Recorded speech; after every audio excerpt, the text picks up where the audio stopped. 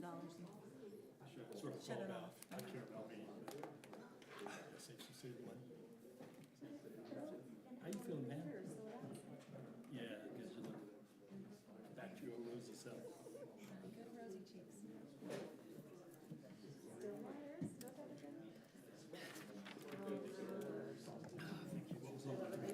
All right, welcome this evening. We got to start a little bit later. We were at a special event down at hosted by MAG and talking about growth and all the challenges we have in the county and the state. So thanks to those that were able to attend that, and I'm sure we'll be able to share some good notes among each other with that. And we'd like to welcome you here to our council meeting here this evening, 6:30 p.m. on Monday, November 7th, 2022. We will first begin. I am conducting Mayor Carolyn Lundberg, and we will start this off by having an invocation by Councilmember Randy Powell, followed by the Pledge of Allegiance, which will be led by one of our youth council leaders, Connor. Okay, we'll go from there. Dear God and Heavenly Father, we're so grateful to gather here as concerned and active citizens in the city of Lindon, and those who are engaged in doing good things for this fine community. We're grateful for the opportunity to meet in free circumstances and in a beautiful environment. We pray for those who protect our freedoms at home and abroad. Please bless them with the ability to be able to return home safely to their home environments. We're grateful for this free land in which we live in, and the flag in which we do it under. This night, as we counsel together about items on this agenda, we pray that we'll be able to have good conversations and make good decisions. We also pray for those who are taking the opportunity tomorrow to be on our ballots. We pray that we will exercise our good freedoms and have our voices heard in a good way. We love thee, Father, and we say these things humbly in the name of Jesus Christ. Amen. Amen. Amen. All right, Connor Patton will lead us in the pledge.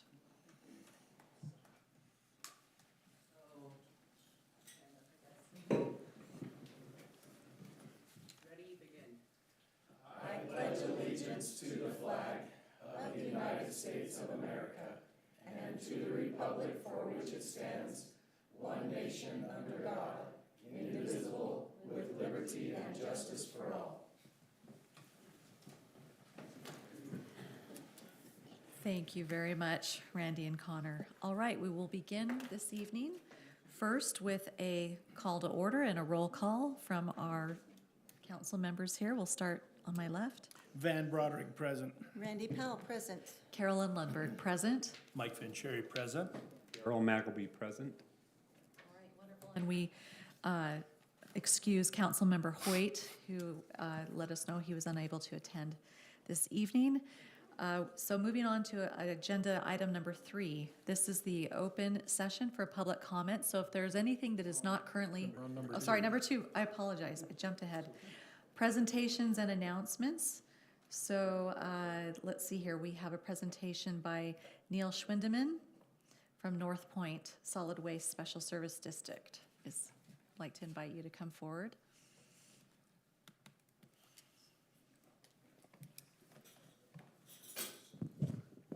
Everybody hear me all right? Thank you for letting me come and talk trash with you tonight. I'm Neil Schwindeman with North Point Solid Waste. Mike is very good at talking trash, so we have a good time doing that. Go ahead and go to the next slide. So I just want to come and give a little bit of an update on the solid waste district. Just to start out, I'm going to read this pretty quick. I know you all have it. And I know your time is precious, so I'll go through it pretty quick. Just a little bit of history. In 1976, the district was created. It was originally called Utah County Solid Waste Special Service District. In 1984, Springville, Spanish Fork, Salem, Mapleton, Elk Ridge, and Woodland all joined South Utah Valley Solid Waste District. In 93, we built the transfer station and closed the landfill. And I think everybody knows it's just located right down the road here in Lindon. And at that time, the waste was hauled by rail to the East Carbon, ECDC landfill in Carbon County. In 2001, the name changed to North Point Solid Waste Special Service District. And in 2006, we switched from rail transport to truck transport, and the waste was then delivered to Wasatch Regional Landfill in Tooele County. Next.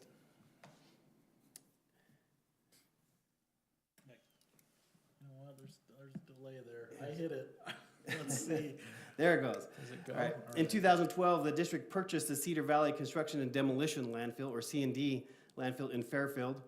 In 2013, the district updated its interlocal agreement consisting of the cities of American Fork, Cedar Hills, Highland, Lehigh, Lindon, Orem, Pleasant Grove, Saratoga Springs, and Vineyard. So those are our 9 member cities.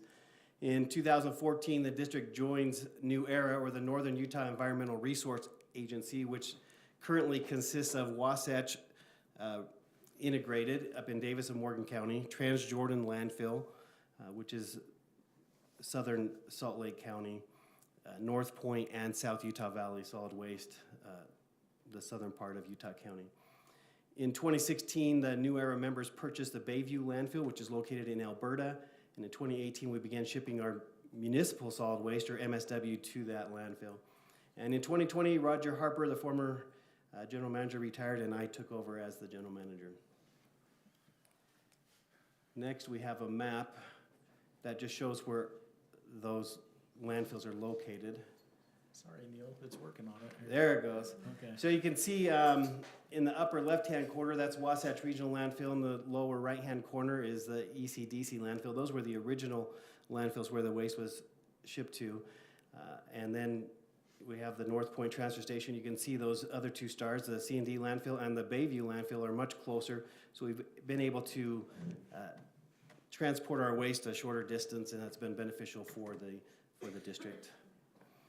So some of the services and operations that we provide, municipal solid waste is mostly, comes in through residential curbside, commercial front load trucks, roll-off trucks, small commercial, and a lot of public self-haul.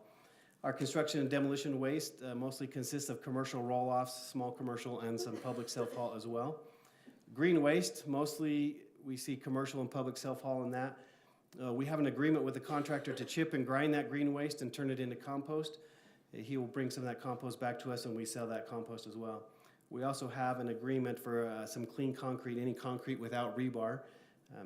We have a contractor that will purchase that from us, and he comes in and crushes it, makes a road base and a drain rock out of it. So those are a couple things that we could do to not have to ship out some of that waste. We also have household hazardous waste. The residents are allowed to bring in and drop off hazardous waste such as paints, chemicals, cleaners, batteries, and so forth. We do have some minimum quantities, and that's just to keep those who want to say everything that they have is always from their home. Keep the prices down for our residents. And then some of the recycling we do, we recycle the tires that come in. A lot of the metals we'll pull out, and electronics. This graph up here on the right-hand side shows the percentage of waste in the curbside. This is just the residential curbside tons. You can see where Lindon consists about 5% of all of the curbside waste, residential curbside. And in 2021, we took in 4,940 tons of residential curbside from Lindon. We generated 5,947 tickets for Lindon residents. There was 244 city vehicles that came in, and there was 737 coupons that Lindon City provides. And then the direct green waste, so self-haul green waste customers, there was 235. This here is a graph of the tons coming from Lindon over since 2012. Lindon was one of the cities that actually had more tons in 21 than 20. A lot of the cities generated more tons in our COVID year, but you can see it's been a decent growth year over year. And then this is a graph of all the coupons that were used. You can see 2020 was a peak. I'm not sure exactly how the city hands out the coupons or whatnot, but that gives you an idea of what you guys have done. We added an extra per household in 2020. So. And then this is just over time the green waste customers. And then the next graph is overall tons at the transfer station. There we go. So on the left-hand side is our municipal solid waste. You can see, if it was in its own graph, you would see a gradual climb. And then our construction and demolition waste on the right-hand side, that has increased significantly year over year. So we take in a lot of tons through the transfer station. This is our curbside fee history for the cities. In 2010, we were charging $29 a ton.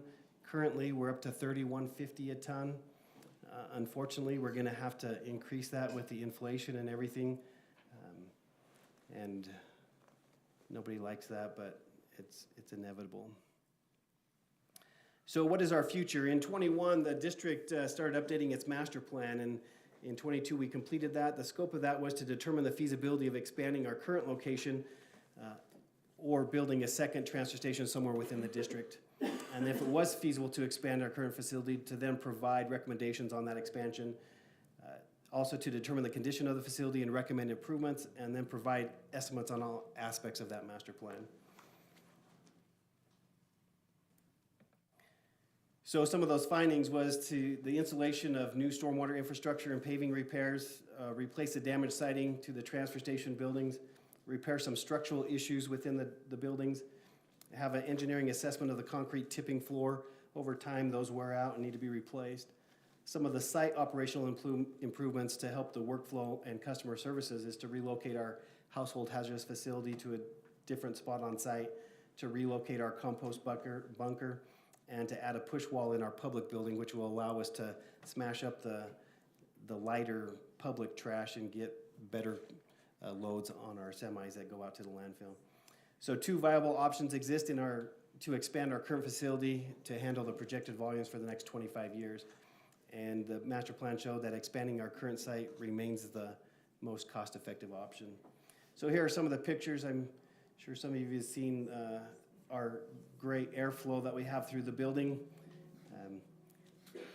So part of it is you can see on the lower right-hand corner there, the water that collects over by our construction and demolition area just needs to be fixed and improved. On the upper right-hand, you see the cracks in the concrete floor, and then the other 3 pictures are the damaged siding on the building. But what could our transfer station look like? So you can see where that truck on the far left-hand side there is backing in. That piece where the roof is higher, that's expanding that public building back about 30 feet in the length of the building. That would allow us to handle trash for many more years to come. And that's just a rendition of, fixing it up and what it could actually look like. A little bit about New Era. So what are we doing?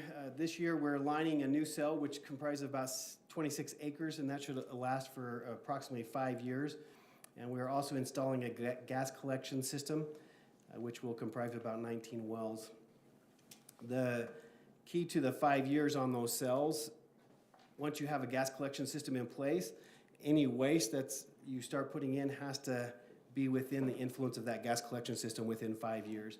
So we'll design those cells to last about 5 years, so when it's maxed out, we can drill some vertical wells right into the trash and start collecting the landfill gas. We also recently acquired an additional 140 acres with Sitla on our lease with the Bayview landfill, and we extended that lease through December 31st, 2082. And at that time, the lease will likely be extended because there will still be some capacity left. I don't have a crystal ball, and maybe we won't be sending waste to the landfill at that time, but we have plenty of years left. The current estimated life of that landfill is 99 plus years. So in summary, the estimated cost of the transfer station expansion is in the range of $7 to $9 million. We're currently looking at putting out an RFQ for design and seeing what our future funding sources will be. The district board is in the process of evaluating timing for expansion and improvements. And Bayview's landfill capacity allows us, or New Era, to control our disposal rates for the foreseeable future. So it's $10.50 a ton to dispose of the waste at the landfill, which is the cheapest rates in the state. And I just want to say thank you to city staff on a great relationship, or I want to say it's more of a partnership. Thank you to Mike for all of his time and effort spent on the board. And these last few slides are just some modern day transfer station facilities, what a facility could look like. I'm kind of envious of some of them, but not of the price tag. So that picture there on the right is a bunch of bicycle rims that were put on that wall for an aesthetic value and to reuse a waste. It's a rendition of the inside of a transfer station. And then I think there's one more in Berkeley Recycling and Transfer Station. With that, is there any questions? I'm sure Mike keeps you well informed. I don't have any questions. I welcome them, but I have a few comments. Pardon me. I've been blessed to serve as chairman of the board this year. I think that will continue on forward, I hope. I can say that we have a board that is united in our efforts to keep the cost as low as we possibly can. We did send out a request for a proposal for transportation services to Hall to Bayview. We had 3 interested parties, but in the end, we only had 1 that responded, and that's the one that currently does it. And, you know, despite the fact that costs have definitely gone up, we did everything in our power to negotiate a situation where they have a clause that if fuel prices go up, our rates go up, but we also have a clause in there that if fuel prices go down, that we have the opportunity to benefit from that eventuality also. Dedicated board members, Neil, I just can't say enough. I mean, we're fortunate enough to not only be professional colleagues, but wonderful friends. He's a good man, and he is a great manager of people. Our rates, even though they're going to have to be increased, I can truthfully say that the increase is nominal when compared to everything else that is being increased. And we've done everything in our power. You can see the history of the rates. We actually reduced the rates here a couple of years ago. But we've got to have the money to operate, and professionally or technologically, I really like that we're getting ahead of the curve. We have a lot of GPS related and technical issues that help us with calculating our usages and in the landfill to make maximum use of the space and the layering and meeting all the federal requirements. It's actually quite fascinating. If you ever have a chance to study garbage, it's worth it. It's worth it. So I just can't say enough good about Neil and the district, and I assure you that they have the best interest of our member cities at heart. And I appreciate the support from the city council and administration allowing me to work on this great group. Well, we appreciate you as well, Neil, coming and presenting this and sharing with us all the planning and the data that goes behind all of this. And we appreciate Mike being our expert trash talker on the council. And I do have a quick question for you. So in that 25-year projection on capacity and with the growth, how much did you take into consideration potential recyclables or people participating in that kind of offloading what needs to go into the landfill permanently? Is that something that you can even really wrap around or target? It's really difficult because of the volatile markets in recycling. The hard part about recycling is it's not a standard across the United States of what can go in a recycling program. And even within Utah, different cities have different materials that are allowed or not allowed. That makes it really difficult. A lot of people come from different areas and they don't even figure out what needs to go into a recycling can. I think a lot of the current haulers for the different cities have their recycling programs and are doing that. So our numbers are looking strictly at what's coming through the transfer station right now and using growth rates to project what that's going to continue to be. And so that's where the numbers came from. And you know, if there's more recycling efforts that are feasible and cost effective, then that could reduce the amount of volume coming through the transfer station. And so that could ultimately give us longer years of life in our transfer station. So Wonderful.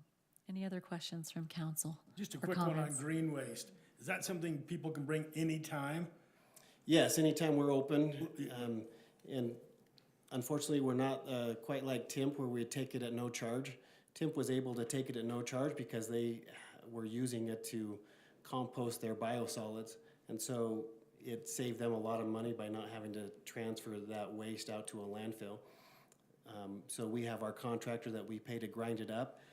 It's still one of our lower rates of any of the materials that come in, and it doesn't have to be landfilled, so it's. I just It's a took a big beneficial use. trailer like 10 days ago full of tree limbs and yard Lots of people waste and, have.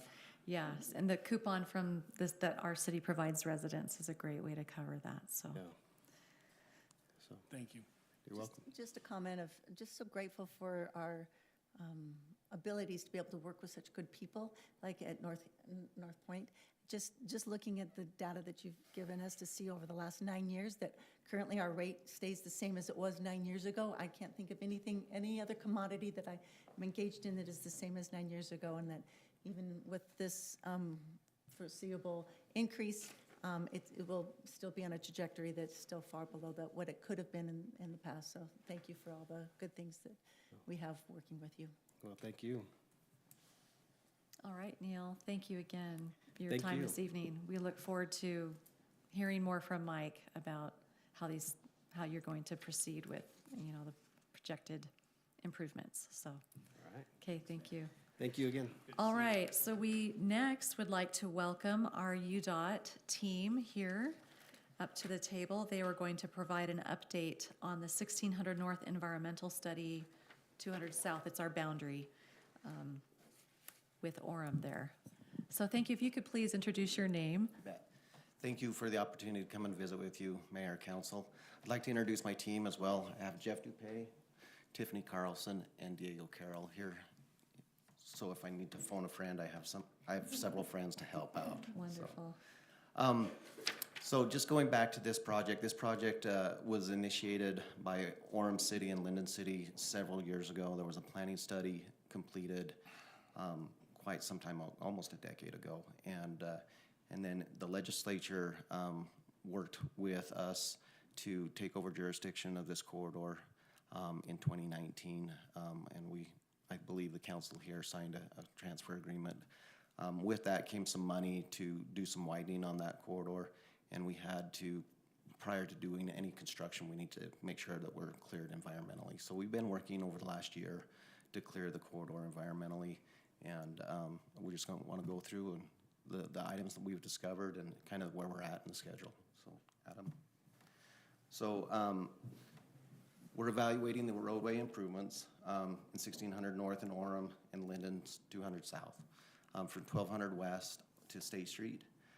If you look at that area, that's kind of an hourglass shape in the existing road system. So west of 1200 West is a 5-lane road, east of State Street is a 5-lane road, and in between is a 3-lane road. And so there's nightly and morning congestion that exists in that area. So next one. So after a lot of effort and analysis, we've come up with a preferred alternative, which is a 5-lane cross-section, an active transportation lane slash shoulder on the corridor, as well as a dedicated path on the south side of the roadway for active transportation. We really look to minimize potential impacts to adjacent property owners.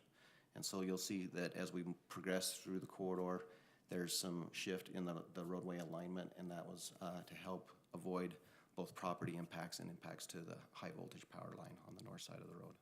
So here at 1200 West, that northeast corner, there's that high energy power line that has a very expensive metal pole that. That's 400 West Lindon. Thank you. Thank you. I need to correct who I'm speaking to, right? Yes. And so that property there will likely be impacted. The big metal power pole would remain in that pork chop island for that free right movement. And then there's a lot of condos there on the south side of the road. We wanted to minimize impacts to those properties as much as we could. And so through that area, we kind of keep everything to the north. That also avoids some fuel impacts to the gas station. Their storage tanks, their underground storage tanks, helps us minimize some of those impacts. And then through the central part of the corridor, most everything shifts to the south. And those properties in red are likely full acquisitions. The yellow line is, those are properties that are eligible for a sound wall, meaning that when we get into the design process, we'll reach out to the leftover properties and talk to them about, or we'll poll them to verify whether or not they want a sound wall. There's a policy and procedure, and certainly I don't understand all of those issues, and that's why we have experts, but that will be a design decision at a future date. So Adam, if you want to move to the next one. They're at 800 West. I think at this point we're in Orem. 1030 West is right about where the city boundary is, if I remember correctly. Correct. Yep. And so the property's on the south side. I will note that Mountain Land Association of Governments in Orem City has purchased 8 properties on the south side of the road through a willing buyer, willing seller condition through the use of the MAG corridor preservation funds. How many did you say? 8. Yep. And then the green properties are potential impacts. We don't know for sure how much they'll be impacted until we proceed further into the design. Not Del Taco, please. Yeah. They're just so tied up against that sidewalk today, yep. And so that's the alignment that we're getting ready to proceed to a public hearing as our preferred alternative as we move forward. And Adam, if you'll move to the next slide. And so just our schedule of where we're at. We want to meet with each of the impacted property owners one-on-one so we can try and address their individual questions. We're in the process of scheduling those meetings. And then in early December, we're gonna have a public hearing and we'll have an online public meeting as well as an in-person public meeting for the residents to provide any feedback. We'll take that feedback, and if there are any comments that need to be addressed, we'll address that. And then we anticipate issuing a decision document late January, early February to receive a record of a decision as we move forward. So, next one. All right, there's our contact information. Are there any questions that we can answer? Funding availability? Funding is a challenge for us. What we have found is the legislature identified $39 million. We've used about $1 million of that for environmental. We're currently underfunded somewhere between $25 and $30 million. Inflation has been brutal for us, as I think it has with every agency. When we put our cost estimates together, we didn't foresee supply chain issues or some of the cost increases that we've seen. We've seen this type of an issue where we're underfunded on projects throughout our entire program, and that is impacting us. So we will work with our leadership to identify funding to move forward as those funds are available. It's very much like our own checkbooks. We only have so much cash, and we've got to make sure that we're setting those priorities moving forward as we have that funding become available. So it's pretty much an all or nothing, though. It would have to be. Yeah, because of economies of scales. And yeah, we by the time we get into it, we looked at an option where we would just restripe, and it really wasn't safe. We couldn't get garbage clearance for your cans. The lanes would be very narrow. There would be no active transportation facilities. And so we really kind of stepped away from that alternative early in the process because we need to provide something that's safe and efficient for the citizens. So, go ahead. You mentioned priorities. This is a higher priority item? I know we have several areas that we're hoping UDOT is looking at for Lindon that are different pinch points like this. Yeah, we're looking at cash flow. There's we have a limited amount of money. There's 29 counties, and everybody's identified priorities. Currently, it's looking like the funding for this is going to be pushed out a fair amount of time. The last I heard is looking like year 2030 for construction funding. Yep. 2030, okay. Yep. To your point of public safety and safety along the roadways, what type of protocol are you putting for Mazer Academy, which is in our jurisdiction? Being on that hill, it's always been a concern about going in and out of that. Is there anything that you're adding additions to that and make it so that it's more restrictive, more safe? We will have increased shoulders we know that parents come and drop their kids off and pick up their kids. So that would be one thing, and then the dedicated left turn lane for people to store in that area as well. So it will be a right turn exit only? No, we don't anticipate putting in any raised median, so we anticipate that it will remain a full access movement. They'll like be it able is- to turn left or right? Like it is today. Okay. Yep. Just, I know it's just a source of a lot of accidents, in my Yep. opinion. I don't know, Chief, if that's true from your status. I just know a lot of people have ended up in fender benders there. We did also evaluate raised medians along the entire corridor and heard back from the residents that would remain, that they were concerned about that. Just because the Yeah. hill there. They did obtain a new access point directly to 400 West, which has helped a lot. Okay. So, Very good. any other Good question? Okay, question, anyone else?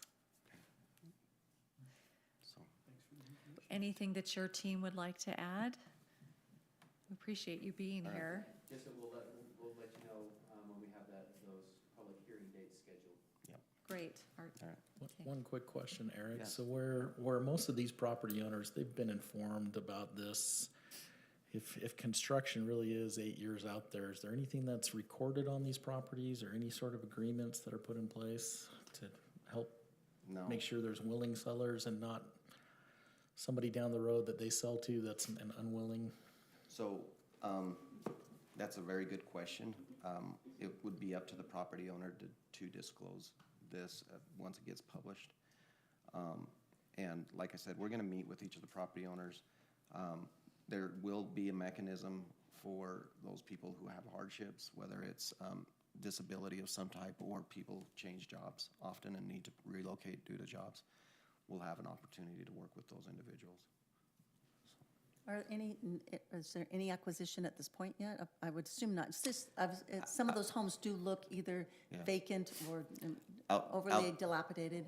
Outside of the 8 that Orem City has purchased. Okay, so they have purchased those Yeah, 8. we are Okay. not actively pursuing purchasing That's any probably at this where it's point in at. time. Yep. Thank you.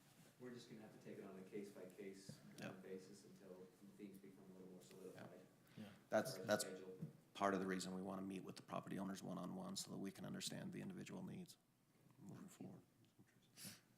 Other than just this segment here, it doesn't look like there's any property owners on the Linden side that, If you go, yeah, I think that this is the only one The on main- It's Linden. the only one Yeah. on that Yeah. corner. the rest will be Orem. Yeah, Okay. there are some more on the north side, but they're, as we get closer to State Street. Yep. All right, well, thank you for all the work you do. Transportation is top 3 concern statewide for people that live here and with managing the growth and Yep. quality of life, so thank you. You do Thank you for important the work. opportunity to come visit with you. All right. Thank you. Thanks. All right, that concludes our presentations and announcements segment on our agenda. So we will move to item number 3. This is the open session for public comment. If there's anything that someone is here this evening would like to address to the council that is not currently listed on the agenda, this would be your time to approach. All right. Seeing none, we will move forward then on to item number 4, our council reports. And who feels ready first here? Which end? I'm looking at Daryl or Van? Doesn't matter. Go ahead, Van. Okay. All right. On October 18th, I attended with Juan, our Public Works Director, the Utah Water Summit, where the day's discussion was with drought, the regional and local challenges and responses. A lot of preliminary things, trying to plan and prepare for the possibility that not too much water comes. And so a lot of high-level stuff, a lot of discussion with the Colorado River, and a lot of things going on. And so I always end with pray for rain, pray for snow. That's the easiest solution sometimes if we get cooperation there. Tomorrow I have the engineering meeting, I believe with you, Mayor, and the engineering staff, so that'll be tomorrow at noon. I do need a little bit of help. I'll be out of town this Thursday, and we have the Provo Bench Canal and Irrigation Company meeting, and Jake is out of town, my backup. So that'll be here at Lindon from 5 to 6, so I'm looking for some help if one of you would let me know by the end of the meeting. Thursday, you say? This Thursday from 5 to 6 p.m. Here in this building? Yes. Probably be right here. I'll be out of town, unfortunately. Anyone available? I am, if it was earlier, I could do it, but I need to be on my way down to Switch Provo. some things around, see if I can do it. All right, and if Randy, I'll be the backup to the backup to the backup. How about that? Would you like this as a reminder? I will let you, That's the information. Thank you. If not, give it to her. I will. Thank you. And that's all. All right, thank you. Apparently, I might be attending a water meeting on Thursday, so. There's another one the week after that I should be good for, but Oh, good.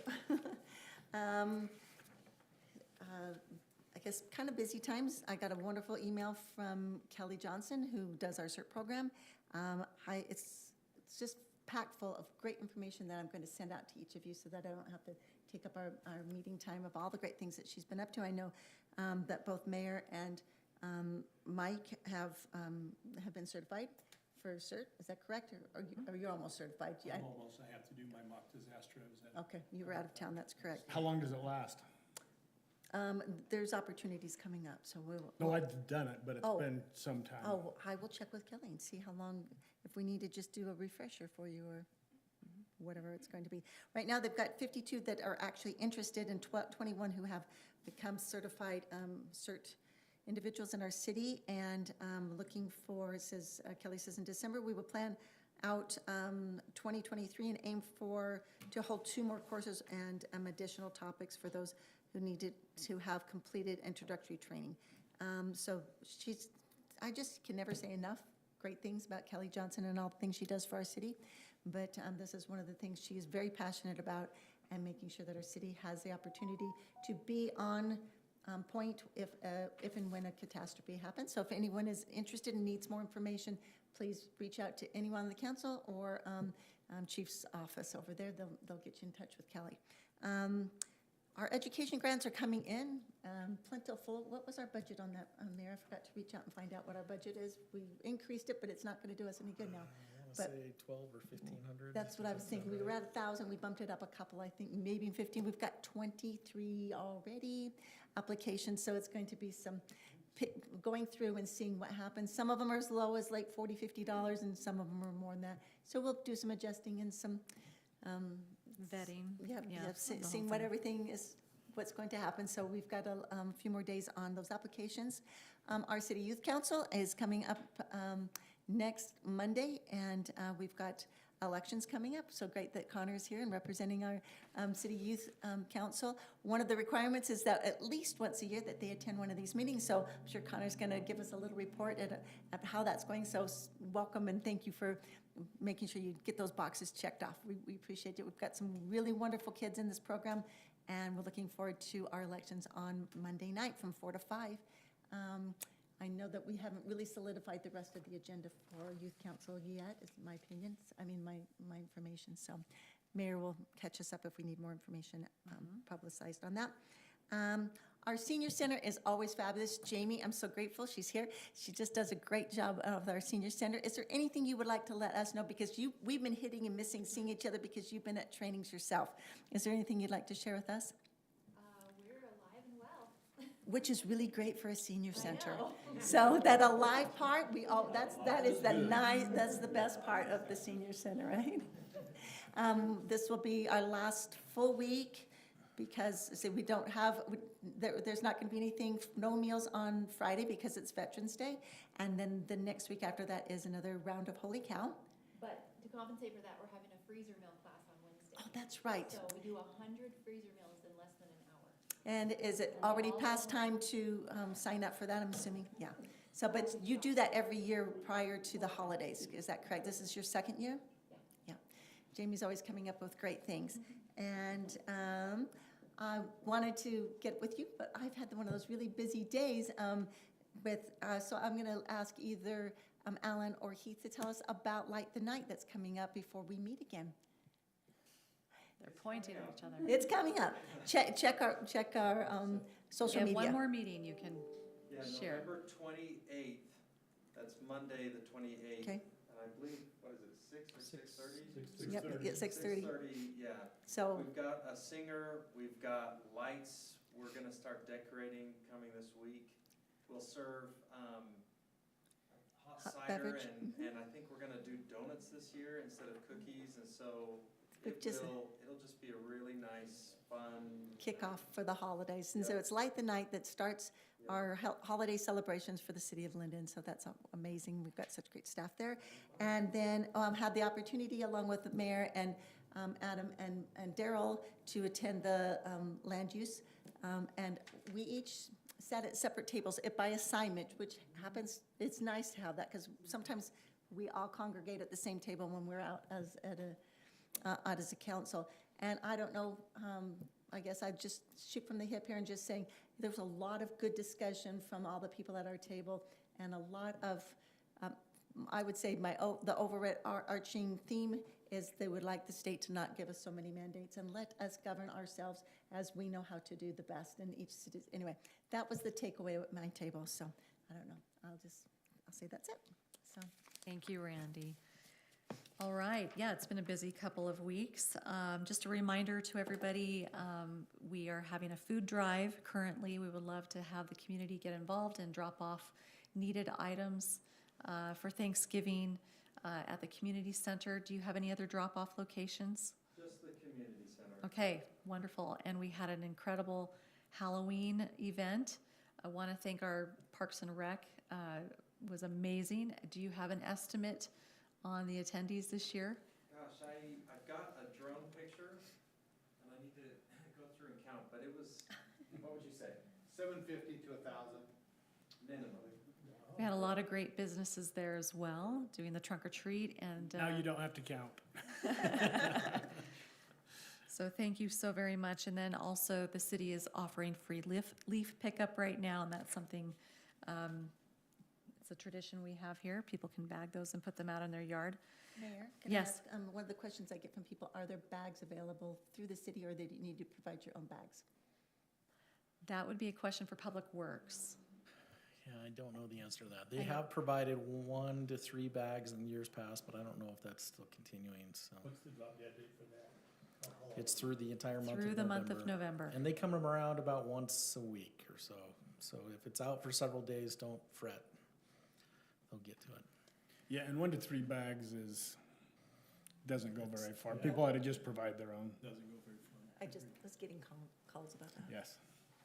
And just like the council members, there's always a lot going on that are kind of more regional concerns. I attended the UVU Lake Symposium a couple weeks ago. I had Mary Barnes. I was hoping she could report a little bit on the historical conference that she attended in my stead. And then also on the 26th, I had the really wonderful pleasure to get together with the other mayors of Utah County, and we are doing tours together, and want to thank Adam, who got us kind of on short notice the senior bus. So all the mayors were able to travel together. We were looking at each other's towns, touring infrastructure and just different facilities, and it was just a really great way to see what other communities around us are doing and the different challenges they're having and things they're trying to solve that are often not much unlike what we are here. And then also on the 27th, there was the Growth and Prosperity Summit down at UVU. Always a great event that is hosted by the Utah Valley Chamber and Envision Utah. And I was able to sit on a panel, and it was moderated by none other than our own Mayor Acerson, former Mayor Acerson. Yep. So he did a great job. And then as always, our MAG meetings, Mountain Land Association of Governments, there's just a lot going on, looking at kind of the macro needs with transportation and some of those funding things.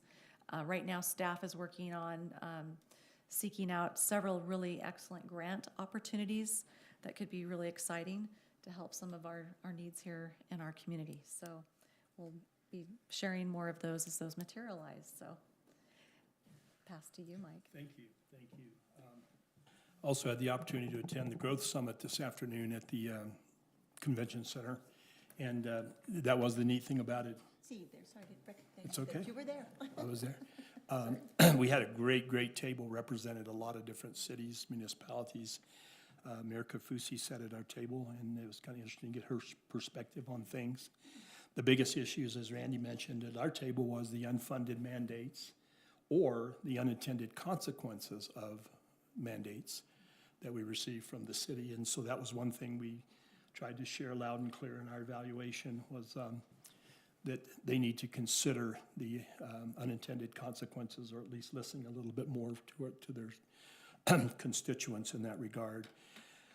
Transportation, always a serious issue. Lack of funding tends to be the big issue. And the reality that there's just not a whole lot of land available for transportation corridors. I know some have been set aside, but one interesting thing, and the purpose is not to get into a density discussion, but the issue of density did come up, and based on the population, this is from the Gardner Institute. Jeff Southard was at our table, and he asked the question to someone from the Gardner Institute, based on the population growth of the state, which is expected to double between now and, I think they said, they keep moving that out. It was 2050, now it's 2060 is what they're saying. But based on the population growth, which is going to double, they're saying that based on the available raw ground that is available in the state for development, that would translate to about 80 units per acre, which was rather interesting. Thought that was a pretty high number. Yeah, but obviously that's it. The point being is it's a challenge. It's going to be a challenge in the future to manage growth, and so I think everyone recognized the same issues. There were no big secrets or anything, but it was very helpful. Also learned that Scott Thompson's got a pickleball court at his house.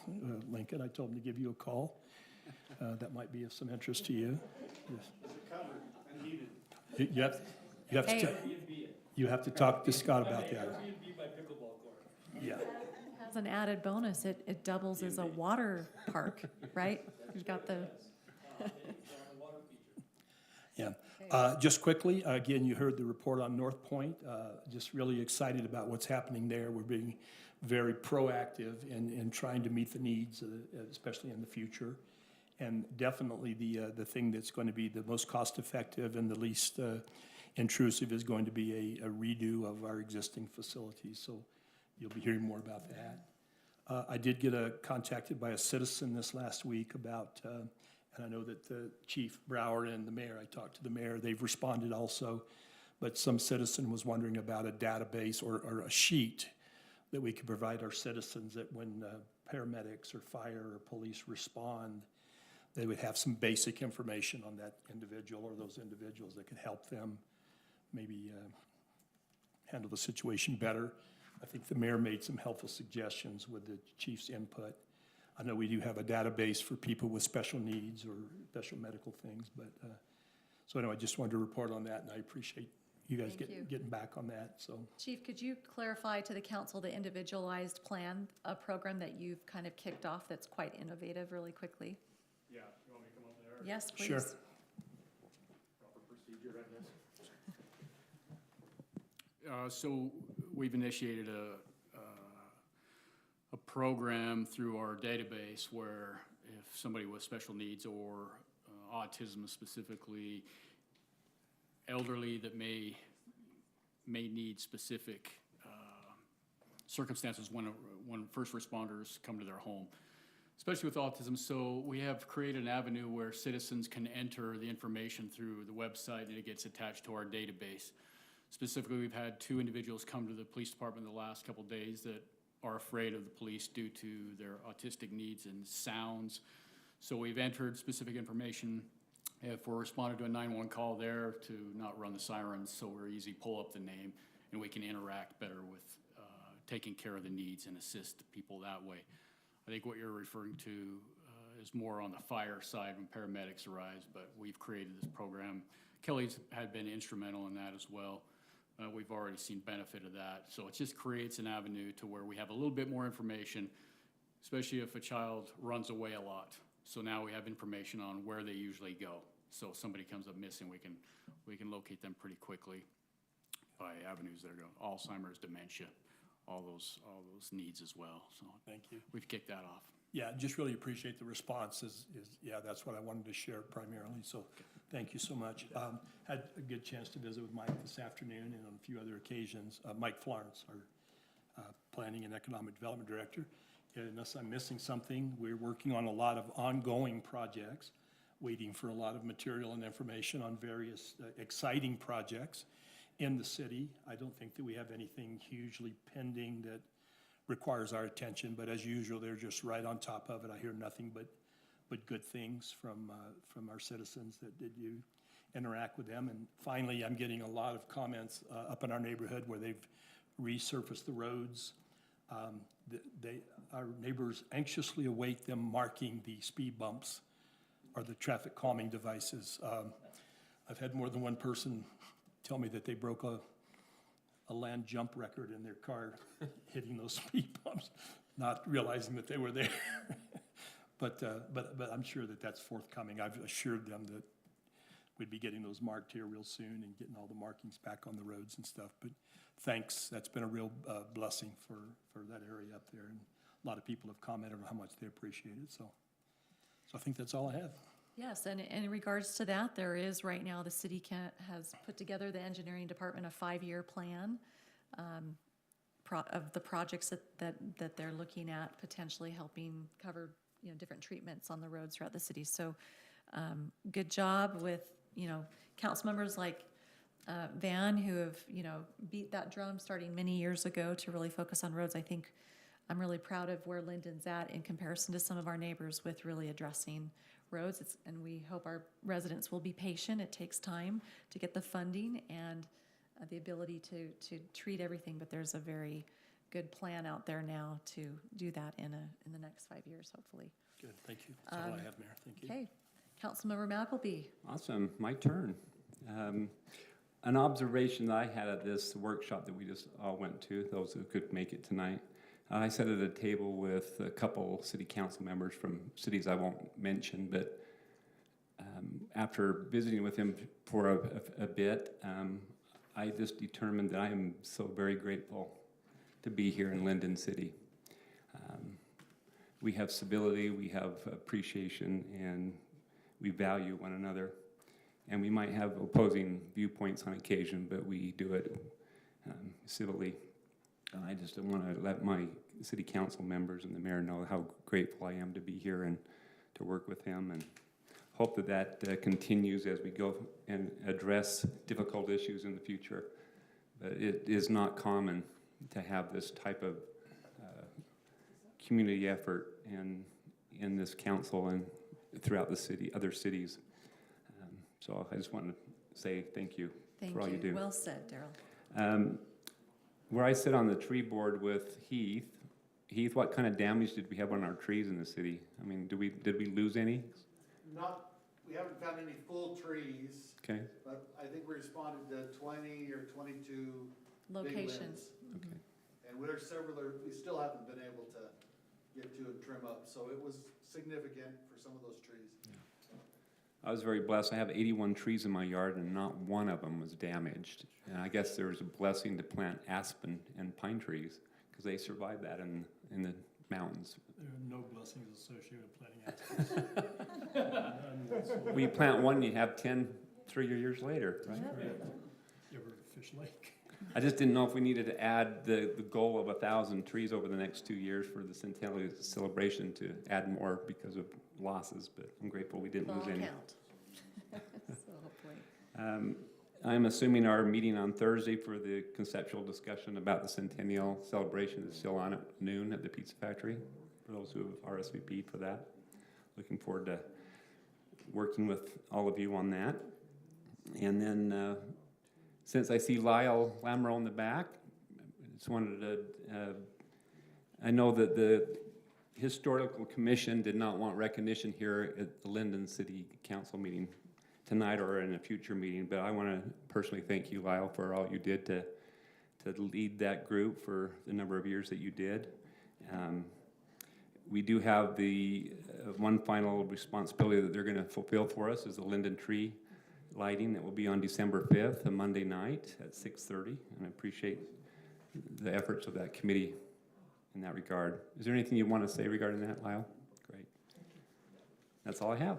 All right. Yes, we look forward to that event that our commission will be doing, and that's a wonderful tradition. It's going to continue. And moving forward now, administrator report, item number 5. Just a FYI on this, we were discussing a possible special meeting next Monday, the 14th, and talking with Juan and Noah, that is a probably. So I will get back with you and let you know. If we do meet, it would just be probably just in the conference room or here really quick. The only thing we would be doing 5:15 Monday, the 14th, and so so it would be a very quick meeting just to approve the low bids on that secondary water meter installation. So they're doing some vetting on those bids. They had a great turnout, lots of contractors and several very good bids. And so, but there may be a possibility we can just bump that 1 week and put that all together. And I will need to leave either way a little bit early. We have a 6 o'clock public hearing on our rates for North Point, so okay, I'll be here yeah, I from think this would be 5:15 until I have to leave. this would be like a 5 or 10 minute meeting. So Okay, sounds good. if we need to do that. And then I will let you review, there's just some dates there and some announcements on upcoming events. So that's all I have, Mayor. All right, thank you. Anything else to be added by staff? Okay, wonderful. Let's go on to item number 6. This is the approval of the minutes of our council meeting from October 17th, 2022. Any reviews? I have no change. Okay, changes? Make a motion. All right, It thank has you. changed to approve the minutes of October 17th, 2022 as published. Second. All right, we have a motion by Councilmember Powell, seconded by Councilmember Broderick. Any further question, discussion? Okay, all in favor? Aye. Aye. Okay, our minutes are approved. All right, moving to item number 7. This is our consent agenda, and we have a resolution here to look at our public meeting schedule for the next year, which will be presented by Adam. So this is our draft for 2023 meeting dates for the City Council, Planning Commission, and then just we have to declare our observed holidays, days that will be open or closed to the public. Really the only one, I just wanted to bring a couple of things to your attention. On January 3rd and 17th, those are Mondays, typical Monday meetings that fall on the observed holidays, and so we're proposing Tuesday night meetings. I think, Daryl, is that a conflict for you? It Maybe. So just an FYI, those are Tuesdays, and then on February 22nd, we're wondering if that's available for a budget kickoff meeting. It's a Wednesday. Did you want us to move that, Mayor? We can look at that. It's probably all right. It's my birthday. But you know, you get to the decade I'm in and birthday, schmirthday. 60 only comes around. Oh, stop it, she's 10 years younger than me. Nowhere We'll close. have some Maggleby's chocolate cake. Maybe I'll be in business. We could do that Okay. Thursday, the 23rd, if that's better. Is a Thursday better? Council, it's up to you. What day I'm were you fine. talking again? The Wednesday, 23rd, Thursday, would that work as a budget kickoff? That's usually an earlier meeting. We'll start probably like 5:30. I can do either one. I'm fine with the Thursday. Thursday, should we do that? And so All right. Kathy will just tweak that to the 23rd instead. Thank you And then very just an much. FYI, June 19th is Juneteenth. It's an observed federal and state holiday now. The city has not elected to observe that, but has designated that employees are able to take one personal holiday per year, and that personal holiday is in recognition of Juneteenth, just as an FYI. So any concerns or questions on that? No. Okay, thank you. Mostly if Daryl brings cake on February 23rd, that's the big question. I'll take care of that. I'll make it myself, I'm joking. Ooh. Are we ready for motion? Okay, I will entertain a motion if we are ready. I will move to approve resolution number 2022-23, R 2023 public meeting schedule All right, with thank you. the changes The that we, change to the 23rd of February. Okay. For the budget kickoff. the budget kickoff. Okay, did I hear a second from Daryl? Yes. All right, so we have a motion by Councilmember Vanchery, seconded by Councilmember Magleby. All in favor of the resolution? Aye. Aye. Okay, that is unanimous. Thank you, everyone. Item number 8, moving along here, this is to review and have an action for the interlocal agreement with Utah County for Community That Cares. Since this is an action item, we need to motion to have a public. It's not a Okay. public hearing. All right, so I would like to thank Jamie and here. It's been really quite a pleasure to see how much she cares and works within our senior center and those that are with her, doing amazing things. And one of the things that Jamie has really showed a passion for is wanting to get involved in helping with maybe some of the mental health and other resources. A lot of our sister cities have, the CARES program, and Jamie's been really learning a lot about that and attending those things, and we potentially could have an opportunity for some county funding for that, so I look forward to hearing from you this evening. All right, so we'll turn that over. Okay, we're gonna have Heather go first. Okay. Thank you for allowing me to come and talk this evening. I'm super excited about this opportunity. My name is Heather Lewis, and I am the program manager over the substance use prevention with the county health department. And so I oversee all of the programming and community events and whatnot that are centered around substance use prevention. So very exciting. I have a little video if y'all want to know more about CTC.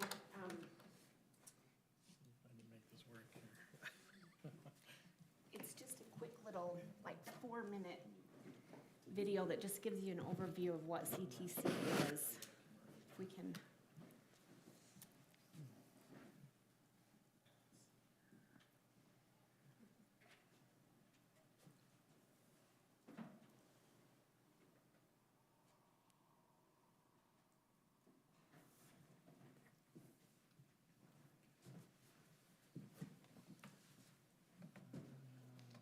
Tell me which one it is here.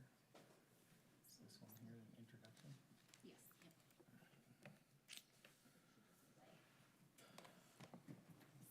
Have sound here, hang on. Oh.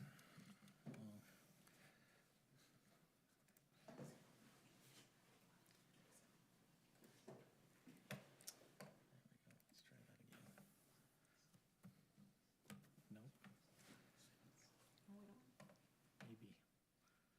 No sound. Uh-oh. Why don't you keep talking and I'll Okay. figure this out.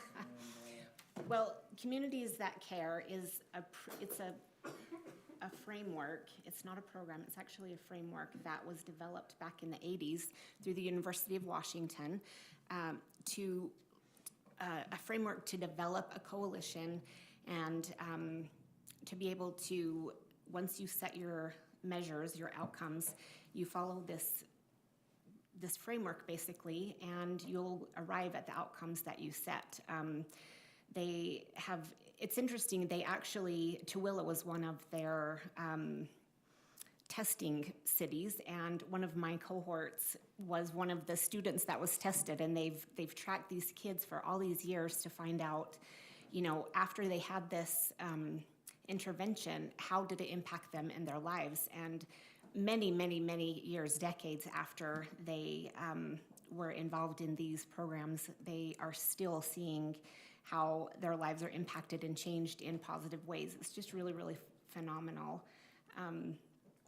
But we know that with substance use prevention, when you're addressing prevention, you're actually addressing the risk and protective factors underneath the use. And so you're not just looking right at, we've got to stop the vaping. What we're doing is we're going underneath the behavior and looking at why is the child beginning this pathway in the first place? What are they missing? What have they not learned in their lives? What skills do they need to be able to avoid those situations instead of engaging in those situations? And so what Communities That Care does is we basically form a coalition with city members, with council members, with key leaders, with PTA, with people that are invested in youth. And do you want it? I will hit play if you want to go. Let's through let that. this go, and then we'll. It's not going to be very loud. So many communities want so deeply to help their young people, but they don't know how to go about it. CTC shows you how to do it, gives you great tools so that you can do it efficiently and effectively. I think the Communities Care model can really help our community bring in a number of, if you will, resources together to have a collective impact in reducing the crime. Montbello is a neighborhood in Denver's far northeast area. Montbello has historically been underserved. Communities That Care was chosen because, well, for many reasons, the evidence-based nature behind it, but also there is a requirement for significant community involvement. Communities That Care is a process for organizing all the stakeholders in the community who care about young people around a common science-based framework to promote the healthy development of young people by reducing known risk factors in the community, enhancing protective factors in the community, and using evidence-based programs and policies to achieve better outcomes for young people. When I saw CTC and the Research Foundation and the strong background that it had, I really felt that this had a good chance of making a difference here in our community.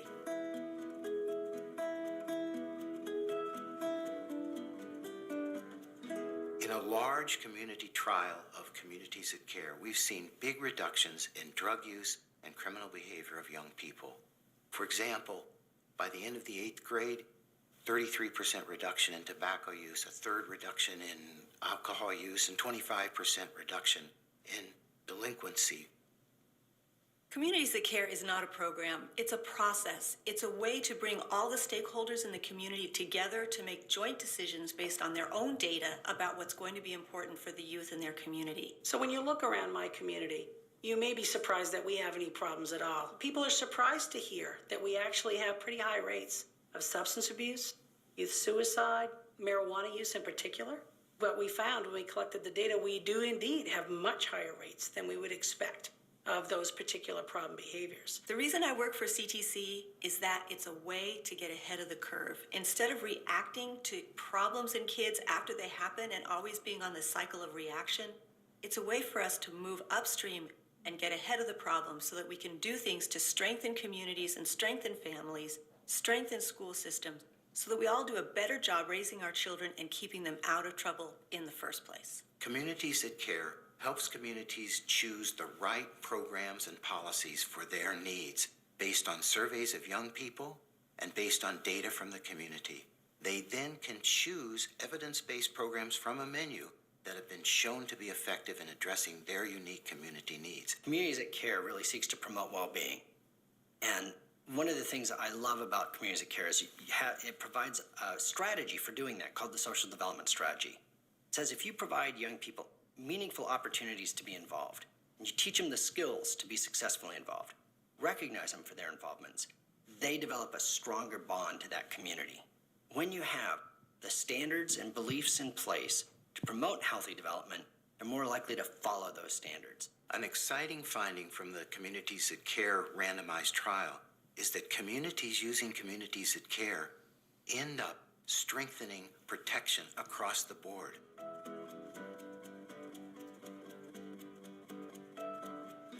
Communities That Care is a good investment for communities. It produces $5.30 in benefits to communities for every dollar spent. Because Communities That Care has been shown to prevent crime before it happens, to prevent smoking before it happens, it reduces the costs associated with those problems.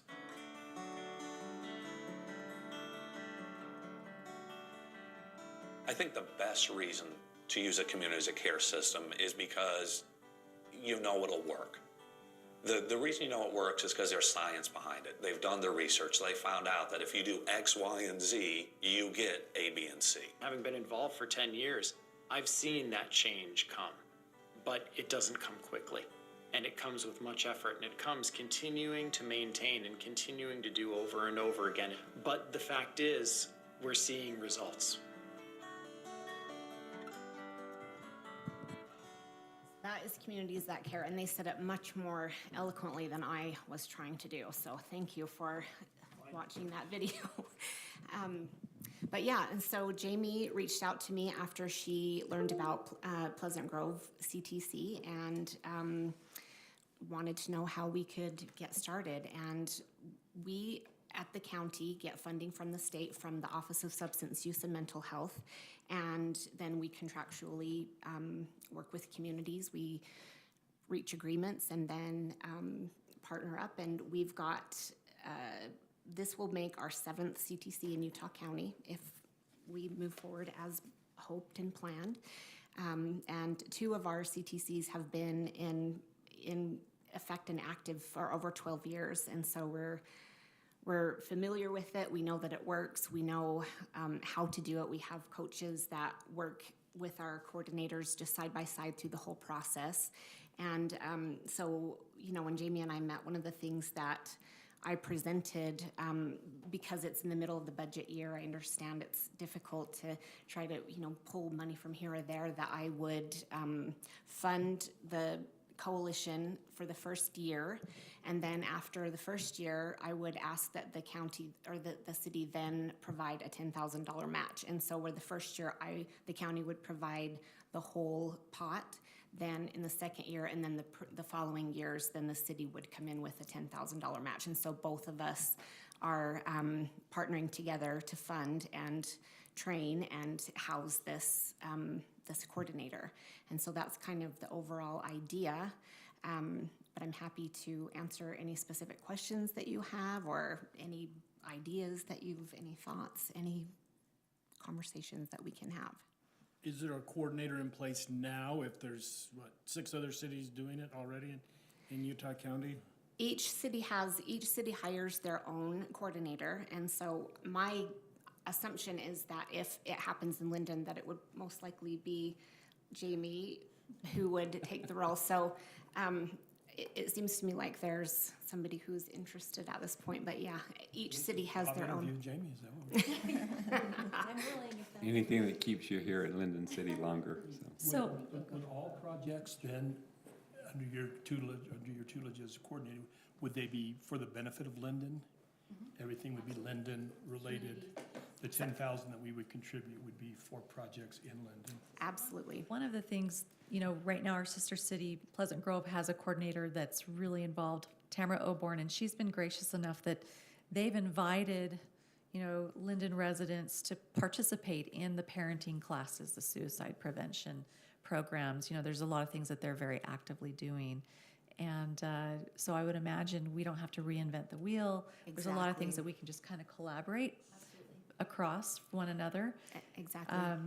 But it's something, you know, to bring before the council. You know, we invest in our NOVA program, which is the 6th grade program that our resource officers do. And it's one of those things that we know it does a lot of good. There may not be an exact measurable dollar amount that you could say what this saved down the road, but we know that it makes a difference in lives. And so this is something, Jamie, I'd love for you to maybe share what was your motivation initially, your personal situation, if that's not too hard to share, why you asked me about this. So. Sure. I might get emotional about it because, like you said, it's personal. Yeah. But last January, I had a child that was suicidal, and I called the school to ask for help and to ask if they had a counselor, and they said, "We are too full. We are out, booked for months. We have no one that can help you. We're sorry." So then I called a pediatrician and did kind of an over-the-phone interview, and they said, "Yes, we should absolutely see him. Can you come in July?" And it was January, and I said, "No, I don't know if we'll make it." So I just started Googling resources and trying to find someplace local that I could find. And that's when I found PG Cares. And so I started talking to Tamara, and looking into her classes and her resources, and she's just a wealth of information. She had counseling centers and web pages and webinars and Instagram lives and just so much information. And I just had this desire to do that in Lindon. Schools are stressed, parents are stressed, churches are stressed.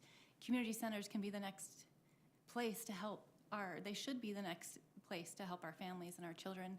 And so I just started going to her meetings and her activities. And by May, I believe, about May, I sent you an email and just, hey, we need this in Lindon. We need to be proactive. We need to help our kids and our families and get ahead of these problems that they're going to face.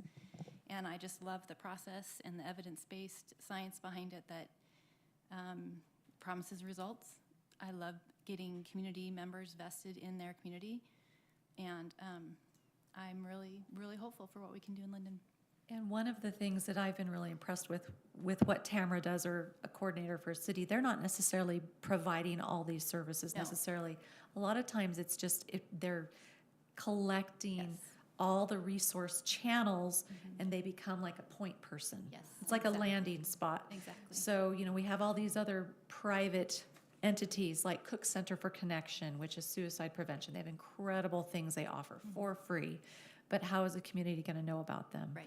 Or the new sharing place that just opened, which is grief We went last support week services. as a family, actually. Right. And so this is the kind of thing where there can be a place, a person within a community who knows all those different channels and to point people in the right direction. W- With that comment, can I ask a question? There's all these places you're just mentioning. How do people then find out about CTC? I mean, you've got to start somewhere, so how is that word spread? Walk me through that just a little bit on how you see that happening. So one of the ways we promote our CTCs, there are websites, we have social media pages, we try to get out to every health fair, the carnivals, the city events, every opportunity that we have where we can interact with the public, we're out and sharing information and resources. And I love what you said, Mayor. It really truly is a hub. And so all of the information, this person is canvassing their area and, going through the data and, scanning and finding all of the information that they can about what's going on, what resources are already available, what's already out there that we can provide, access to or, let people hear about. But through our county, we've got, it's really, I love the way that it's set up, the prevention system in our county. It's really, I wish that there was a way to get it out bigger and more loudly, but they all collaborate. Like you said, they all support each other. It's not, oh, we're doing this in our city and we don't want anyone else to do this. It's, we're doing this and we want you to do this too. We want our kids to be better and more healthy, and so you should do this too. And you should, and so they all work together and they all share and they network and collaborate and help each other and, and promote each other. And so really it comes from our staff and from our, just getting the word out. But it's just really crazy to me how the people find it when they need it. I don't know. It's just amazing. Well, Van, at a recent lunch and learn for the chamber, they had an exceptionally good attendance, and they had booths set up, and then they also had speakers. I think they had a panel of 4 that may have included one of the. Tamara was on there, and I know I walked away from it. Obviously, I know that there's these resources available, but the stories that they told and the examples of success that they've had and the progress that they're making, that was a tremendous opportunity, because there was a lot of influences there at that meeting, at the lunch of corporate people and stuff, and so those kinds of venues tend to spread the word, I think. And I think, sorry, Jamie, go ahead. You go. I think a really fine example is what our youth council did in September, the Life Hacks 101 event at Wadley Farms that had over 300 youth come, and many of these resources were able to come and get some interaction there with the public. And so this would just be kind of a natural extension. And Heath, do you have any comment as well? We're happy to start this program in our department, and Jamie is the perfect candidate. I think as we start now, and you can see how this is gonna grow and bloom, Jamie has significant responsibilities with our senior programming, so we don't anticipate this being a full thing for hers, or we're not looking for a new person at this point. This will help subsidize Jamie, and we're gonna take that department and thin it up so she can run with this program and also stay in our programming. So the funding that we receive from the county will just really help us offset Jamie's ways so she can spend time there, not more than her hours now. We're not looking for a full-time allocation, but I just want to make sure that as this grows, we might have to make adjustments. But right now, this will be a great opportunity for Jamie to get in, get feet on the ground, and go. But she'll still have other responsibilities in the department. Another just comment that y'all should be aware of, Pleasant Grove is a great example. So they get funding from us, from the county, but then she also wrote for a grant where she got a tobacco, she gets great funding. She gets grants from all over the place. And so it doesn't have to just be the county funding that sustains this. She can write for suicide prevention, she could write for tobacco cessation, any grants that come along that assist in those risk and protective factors, it's fair game. And so that's really neat too, that you can, like Tamara's got an assistant. So, she's got so much going on that she had to get an assistant. So I think that, there is definitely room to grow and to build this into something that can be really strong and sustainable as well. Questions then for me, it would be that we're getting a little peek into how Pleasant Grove is doing it apparently. And this is something new, being a framework versus a program, so it's very malleable, it sounds like. What is, both Heath and Jamie, how are you seeing this? What does it look like in Lindon? And who determines what it is that the youth in Lindon need in the framework? Great questions. It's very data-driven, so we'll use the SHARP survey that we already have information to. We do have 2 schools that don't, our charter schools that are in Lindon haven't participated in the SHARP survey yet. So I'll be working with them to either participate in that, or there's a youth survey that CTC has as well, so we can know exactly what we're pinpointing and what we're dealing with. So I feel really strongly that we're not just doing things to make us feel good or that sound good. We're not just throwing things against the wall and hoping that they stick. We're using the data of what our kids need and what our parents feel we should be focusing on.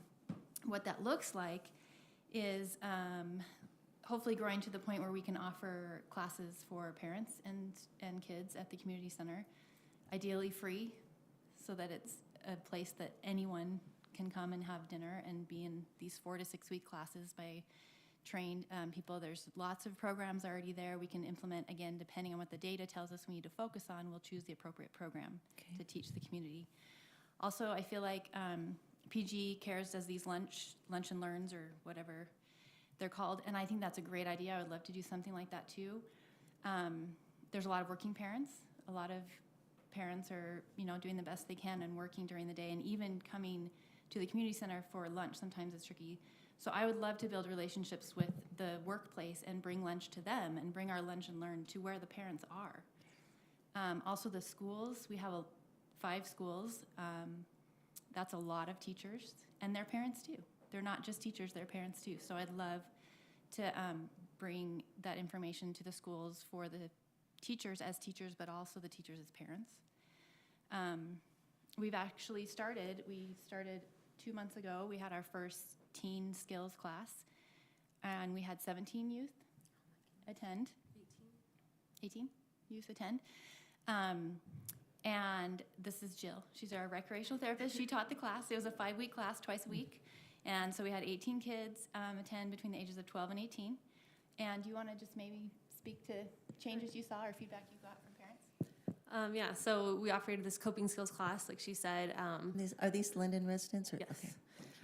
So yeah, they got the information from, I believe, like school principals. I had reached out to school counselors, so anyone that was struggling was able to come and take a coping skills class with me, and we got great feedback. I thought because it was free that perhaps like the kids would kind of come and go, but we had very consistent kids attending. I had a lot of kids that said, I knew that I needed help, but my family can't afford therapy, and so this was such a good place to come and talk about my emotions in like in a safe place with other kids who are also dealing with similar things.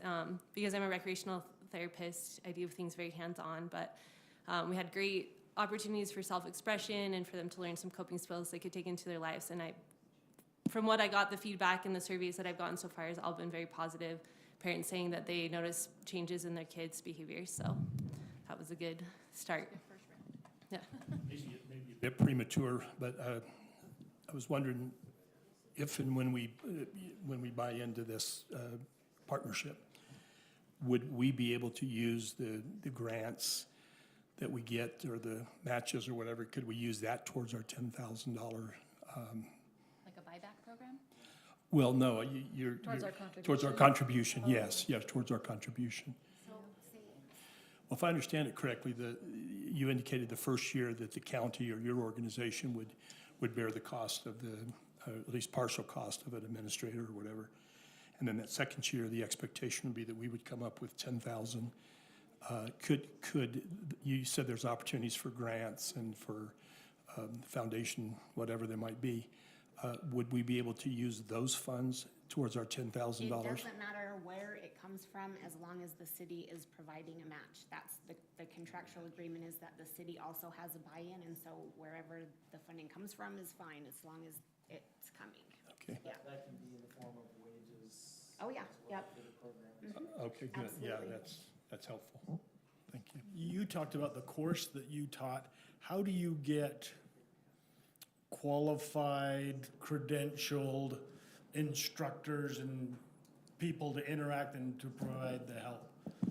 With the programs that CTC endorses, basically, all of those programs have trainings, so anybody who teaches those trainings has gone through extensive training to become a trainer, or they don't teach it. So all of those classes have the ability to train and be trained so that you can provide it yourself, but have the skills and tools to do it effectively. Or they have someone, like sometimes the programs require that you pay for a facilitator to come in and do it, so that you know that you're getting the evidence-based, the effectiveness that you're seeking. But for the most part, I think that the training, most of them allow for training of trainers. So just kind of as a worst-case scenario, and you look at liability, if you deal with suicide prevention and somebody's involved in that, and heaven forbid somebody does carry out that act, what's the potential kickback in that? That's a really great question. The county now provides some suicide prevention classes, like question, persuade, refer, QPR training, mental health first aid. There are a few that the county is providing already, and I hate to say that I don't know how to answer that question. I could find out. I'm sure that the county has insurance policies, but as far as cities providing and liability, I don't know how to answer that question, and that is brilliant. I'm gonna find out. I think I would answer it by saying we're not advertising for a suicide prevention class. We're advertising for a social health class, or a connections skills class, or a development, coping or- skills class, or our focus is not suicide prevention. Our focus is Life skills. connection is prevention. Do they sign waivers, or do they sign something when they enter into the program? Well, this CTC, it's not a program. Right. It's just. Are we It's a talking it's about a the framework, class? yeah. Right. Yeah, were you talking about the class? Yeah, when they take the classes, do they sign a waiver of some type, or The parents have to sign. permission slip or something? Understand, it's never promising therapy. Not at all. It's just, what is the word that they use? It's a, The coping skills, that was our advertisement that we sent to. it's like a coaching But what's that big type word of down a, there at the bottom? Recreational Therapy. but you can see the therapy. It's recreational. But I'm a recreational therapist, which is different than what she's. than a what she's psychologist. saying. So I'm actually certified in the state, I'm certified in the country, I'm getting my master's in it, so that isn't necessarily what she's trying to sell. This is kind of a different entity. So, yeah. They would have trainings for that. For me, it might be slightly different. And I think, I mean, because really, like Jamie said, CTC is about pulling the community together with the right people to gather data and find out what the needs are and then meet those needs, however that looks. And if suicide is one of the things that needs to be met, then, suicide prevention classes might be an option. But one thing that I really want to emphasize is that this funding, because our funding comes for substance use prevention, that is the focus that, like if Jamie wrote and got the tobacco grant funding, then she could also, focus on, if she wrote for suicide, she could focus on suicide prevention. The goal is to focus on the risk and protective factors underneath the use. And so the programs that we're talking about, they're skill building, they're education. Yeah, it's not therapy. It's not getting down into the nitty gritty of that stuff. That there is a place for that and there is a time for that, but that's not what CTC does. And so I think that, making sure that if those types of things are happening, that we're making the right referrals, that we're, getting people to the right places where they can get help that they do need, but identifying what our scope is, right. Your resource. You're not Like a provider. suicide prevention You're not a might be provider, you're a beyond resource. our scope, so Right. we would then refer them to other resources that we found, like the Cook Center or.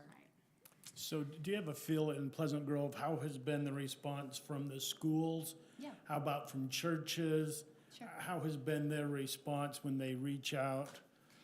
Well, they now have a standing invitation to do a life skills essentially class or evening at PG High School. So every 6 months, the high school gives them access of the theater and the cafeteria, and they open it up basically to do what Mayor did and with our teens last September, but they do it for parents in the community. And so every 6 Which is months, huge. The PG High schools School. are so tight. Yeah. I attended that and they had 150, 200 people there. It was a 2 or 3 hour event. We had a keynote speaker and lots of great resources. And then I talked to Tamara that night about doing like a Tri-City thing that maybe in the fall we could do it at PG High School, in the spring we could do it at Oak Canyon because there's a lot of overlap in our families right here. So it's just building those relationships, honestly. I live in Orem. I don't live in Lindon, but my kids go to Lindon schools. And so I know all of those key players in the schools already. I would be asking for, one of the first things I would do is reach out to stakeholders in the community, and I would ask all of you to tell me who those people are, whether that's business people or church people or community leaders already, who are our key players and our stakeholders in Lindon that could start this, who could become passionate about this process and help us. Almost like an advisory board of some type? Yes, exactly. Okay. And they would meet a few times a year and kind of be upper level goals and strategies. We'd look at the data and where we want to head. And then we also have a coalition of volunteers that would meet monthly. And they would be the ones at creating events and going out and being resources to the community. The worker bees, yeah. They would meet every month. And I think being housed in Parks and Recreation is perfect because that's kind of what Parks and Recreation does, is create connections in our community. So every trunk or treat that we have and parade that we have, now CTC could be a part of that and be represented and touch the community in all of those ways and in those places. So Does any that feel answer on your how question? churches responded at all? I We mean, because that's a did. big Sure. factor of our community. For our teen class, we reached out to the seminary principals and they disseminated the information through seminary in Timpanogos High School and Oak Canyon. Was there another one? And I know, talking with And Pleasant Tamara, some of the church groups have hosted classes Yeah. sometimes too. One of the great Yeah. things that also is once you have a trained professional on one of these programs, they can go into a youth program or a youth night, a mutual night, and teach some of these skills to just the young men and young women organization. Again, if you're a trained professional with evidence-based science, there's a lot of well-meaning people in Utah County. There's a lot of people that want to do a lot of good, but there's not a lot of people that have evidence-based training and science behind them. And so that's what CTC provides, so that we can be more of a resource, and even to the churches. And do no harm, that we're only, we make sure that we're not doing anything that could be potentially harmful to kids, that it's all safe and effective and has research to show its effectiveness. Does that answer your question? Kind of. Me personally have not talked to any bishops or stake presidents about it. I have not done that. we did reach out to the seminary principals, and they were more than happy to. I was just curious if Pass that Pleasant on. Grove or any of the other communities that have participated in this, if they've responded in that regard. I don't know. Received well, pushback, I don't know. I could I ask serve on Tamara. the coalition in Pleasant Grove, and I know that they have gone to actual like church events where it's been held, and it's like they come in and they do the hour class or whatever. So, and then also I went to a couple meetings where state presidents were attending. So, all I saw was positive. I'm sure there's probably pushback somewhere, but. And probably it depends on your city too, because I know some cities work more closely with their faith leaders than other cities. So I'm sure that it's also the climate in each city too, depending on how engaged their coordinator is and whatnot, so. All right. Any other, council? Any other questions, or how do you feel about giving this a test, kind of a test run, I guess? Could you define what your year looks like with the dates and? It's a fiscal year, so Go. it starts on July 1 and okay. ends June 30. Okay, so- And in the contract, just so you know, the contract can be terminated at any time. We do plead that a CTC probably from beginning until really, really well established is probably gonna take a year to 18 months. And so it takes time to get your coalition formed and get everyone trained so that they know what they're doing to be effective, and then to be able to, implement things in the community. It just takes time. And so we would ask that you would be patient and, give us the time to get things going and see how it goes. And then if it just doesn't fly, it doesn't fly. But, So then, Heather, if we were to say yes, then you would say you're willing to cover the costs for the first year? Or are you saying until the next fiscal year? What are the parameters of this? we can work, I'm open to say, because we're already Almost into- halfway. Yeah. So we could even, like with Pleasant Grove, I did their contract for a year and a half, so that then they would be, in the next, and I just. Next covered it fiscal for that, year. Yeah. Okay, just So curious. we can work it out.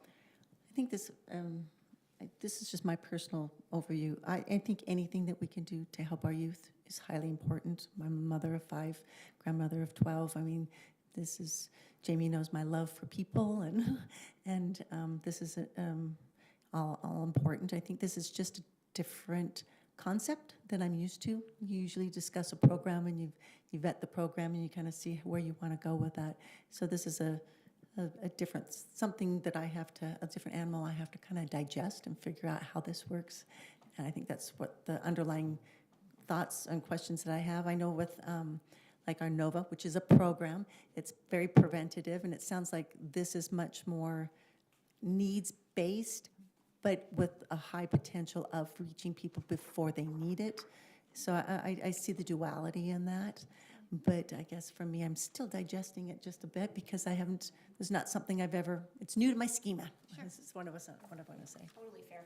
The flyer that I'm sharing with you, it's the phases of CTC. So it's basically telling you what the steps are in the phases of the program and what it would look like for implementation. So what each phase consists of and what you'd be doing in those phases. And so just so you have a little bit more information, and communitiesthatcare.net is the website. You can go and they have information about the research behind the program and the studies that they've done.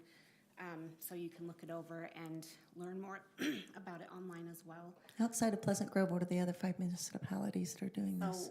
So there's Payson, which covers Payson, Goshen, Santaquin, and Genola. Okay.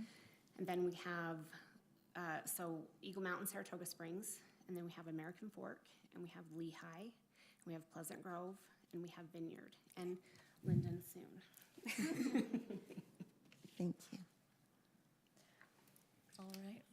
Sorry, one other thing, I'm probably Go asking ahead. too many questions. You talk about a survey that you use, that you gather data from the schools. Tell me a little bit more about that and how does the school implement that? What type of questions do they ask to provide information that's helpful to you? You may have heard about the SHARP survey. It's been quite a hot topic lately.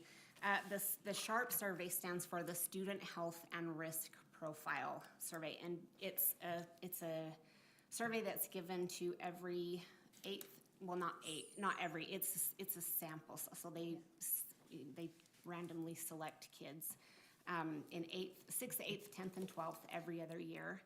And they ask questions about last 30-day use and lifetime use of different things. The school does this? The schools do this, yes. No, this is all with parental permission prior to? Yes, absolutely. According to State Statute 53A 201 or whatever that is? Parents have to give consent, parents can Prior. opt out, and if the student doesn't want to, at any point, the student doesn't want to take it anymore, they can stop. It's not a requirement, they can stop at any time. But the school can give you that data? The school, at a certain level, the data is available. When it gets down to, like school levels, the superintendent has to give us permission. We're very careful about the data. But at the county level, it's so aggregate, whatever the word is, you can't identify a student at the county level. But when you get down to the school level, it gets more dangerous. And so at that level, it's protected, but at the county level, it's available for anyone. All right. So this would just be, I guess, if the council is amenable to pursue further discussion about what a potential interlocal agreement might look like for them to come back and have them agree to. This isn't deciding this evening, but it's giving an indication if we want to proceed in further discussion. I can send you a sample contract if you have it. Oh, okay. This is the, okay. Yeah, it's in there. Right. Okay. I was hearing. Oh, and see, yeah, it tells you Okay. that you get the, Yeah, the current contract, and you mentioned maybe you could work on those dates, and so if it extends before the city would have to include a match. This is currently runs through June. Yeah, so we could do an amendment. We go through the end of November of 2023, something like that, so it's a year from when we sign it.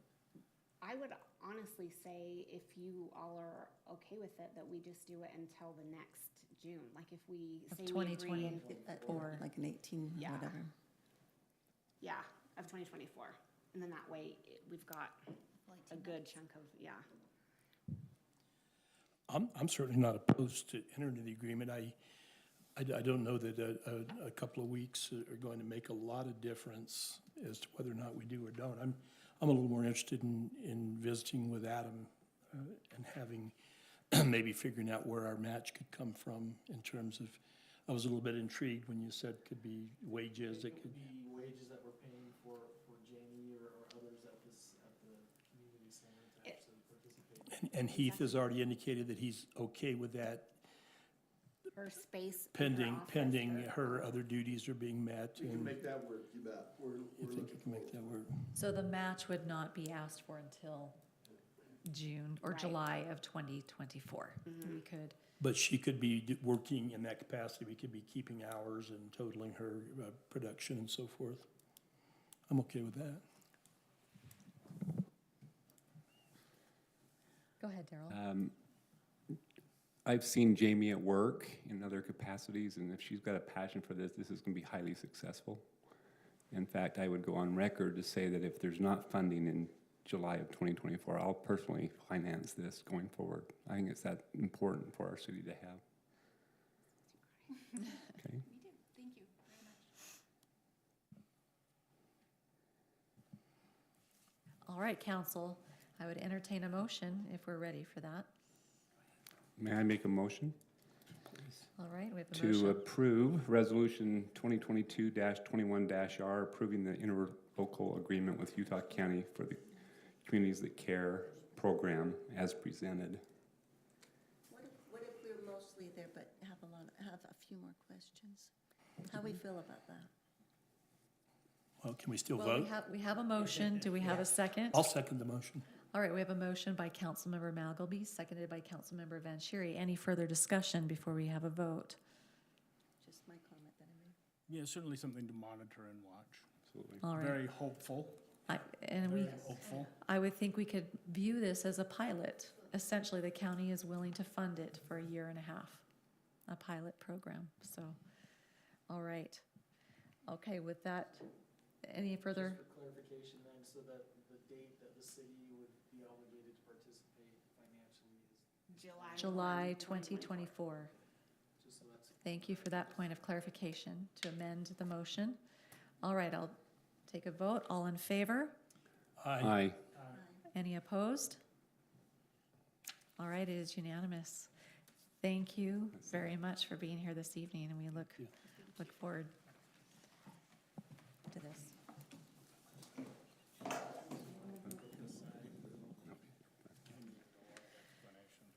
All right, we will do a quick 5-minute recess for those that need to have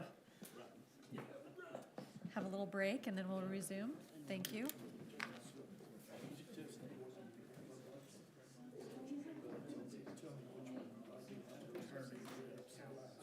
You're gonna have to sell your houses until 6. Bankruptcy tax. Where you can go. Hi, Alan.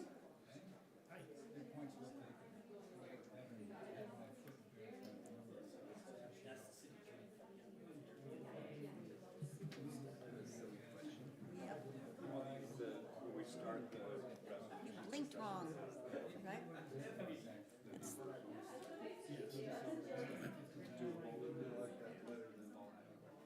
That's my only hesitation with the program, or with the framework, is that the potential unintended consequences. Oh, can't find anybody better than Jamie. Yep.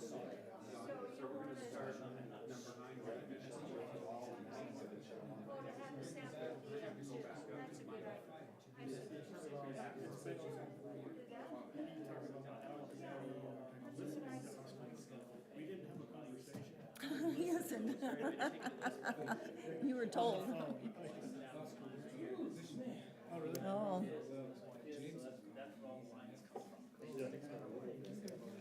He's sharp that way.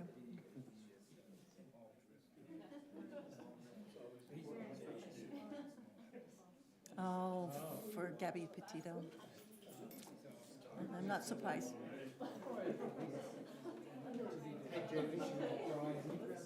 Involved in this. The word therapy is right there.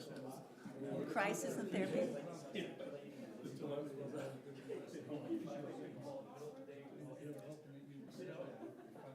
That's always, the litigation goes that way.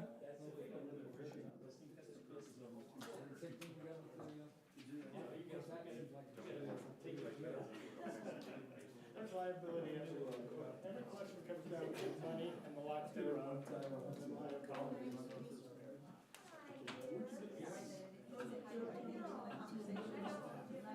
I do need to use a little bit of this right now.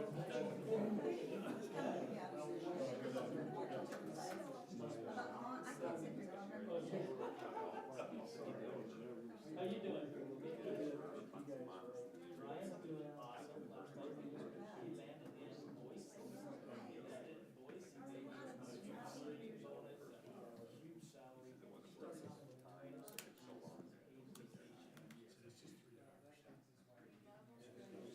Yeah, exactly. So 12 weeks of paid vacation, they got their 401k. Yeah, 3. This has his baby number 3. So he's doing really good. He's really excited about the move. It's not going to be his biggest concern. His biggest thing is supervising CNA.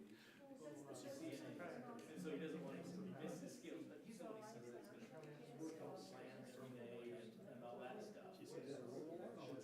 Yeah, so he'll hope to enjoy that. I just don't want to lose his innovation skills. And then I said, 12 weeks a year, you can go. Just wish you would decide. Yeah. Yeah, let me do one of these. Let me do this last one. Yeah. Oh, yeah. Yeah, exactly. So he'll have to do all the central, you know, and all that kind of stuff. But that, you know, biggest thing is this time, kids in the job for you. 8 to 5, it's basically, he says he has to work nights. If you do that, he says show up.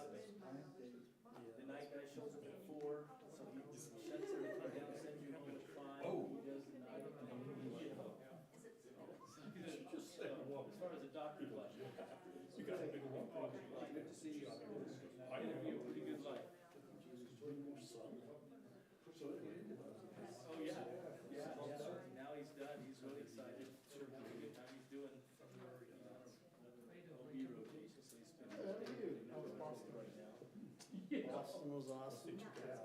Dallas last week was even equally good. I think I saw more beautiful sun. Yeah, I just on an airplane. He's excited. He has three big kids, and he was Flying edging out back, closer. and it just looked like he's coming up off the edge of the earth. She has to start the big airport. Yeah, the train goes into the terminal. Yeah, he starts August 1st. So she has to. So we're gonna be. So where are we at with to help him out a little. She has Yeah, just waiting for Adam to step back in here, because he's presenting the next item. So, Yeah, and then he starts in August, August 1st. all right, all right, could everyone please take their seats and let's get going again?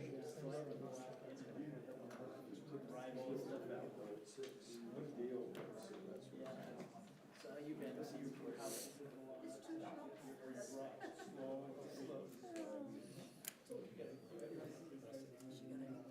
All right. Okay, we have a couple more, we have three more items on here, so let's get through this so we can get home hopefully. We'll move forward now and reconvene. Item number 9 is a review and action of the interlocal agreement with Utah County for benches on the Murdoch Canal Trail.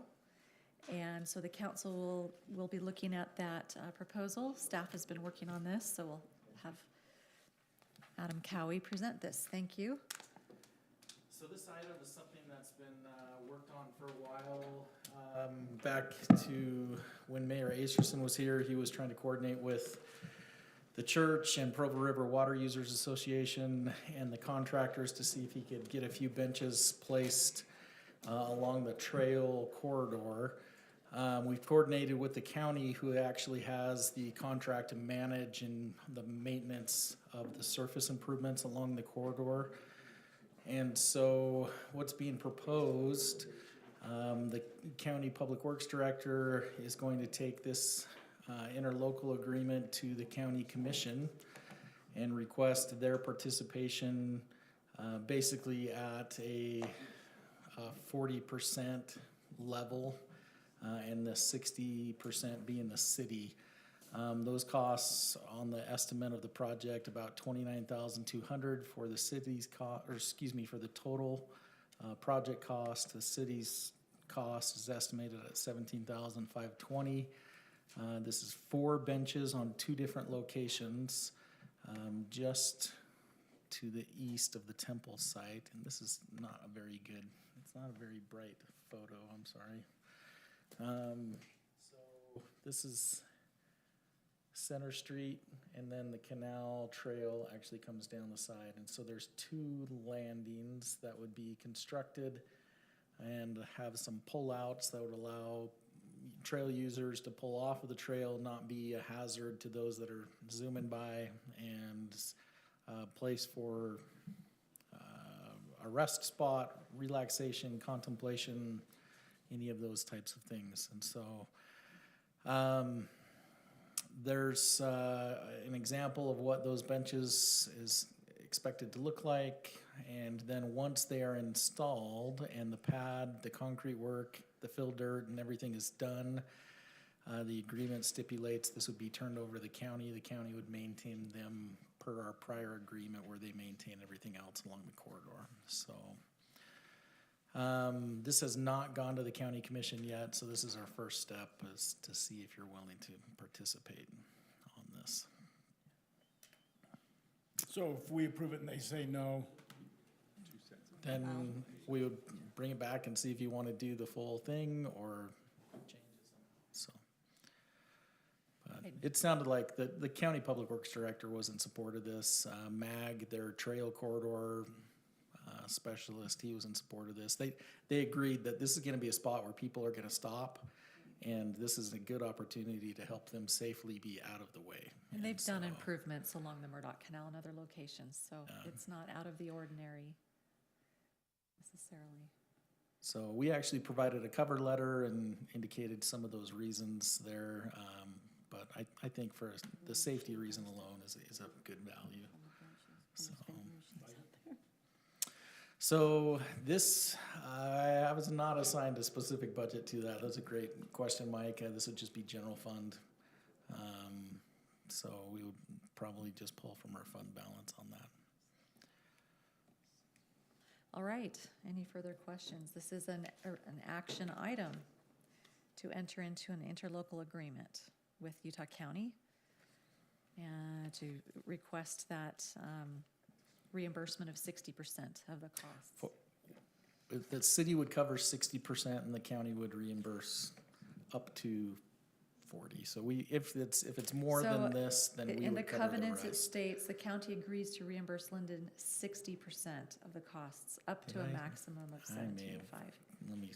I may have got that wrong, I'm sorry. How old are these prices? This is just a few months. I apologize. We are 40 and they are 60 on the agreement. All right, so that it's number 3 in the covenants listed there. Yeah. Well, I'm sure the quote is an estimate at best. Yeah. The excavation Say it's quote twice as much is now. a verbal from JLR, which is a wonderful, wonderful company. But when it's a verbal thing, One of the things maybe Adam could share too is tell us about the excavation of the temple could provide the fill the needed. temple site, if you've been up there recently, they have a huge fill dirt pile and they know that they'll have more than they'll need to put back on the site. And so project manager and the contractors there are willing to work with us to use some of that material for this. And so that was I hope that the cost would be lower than if we were doing this from scratch. And so they were willing to haul it across the fence, basically, to this location. All right.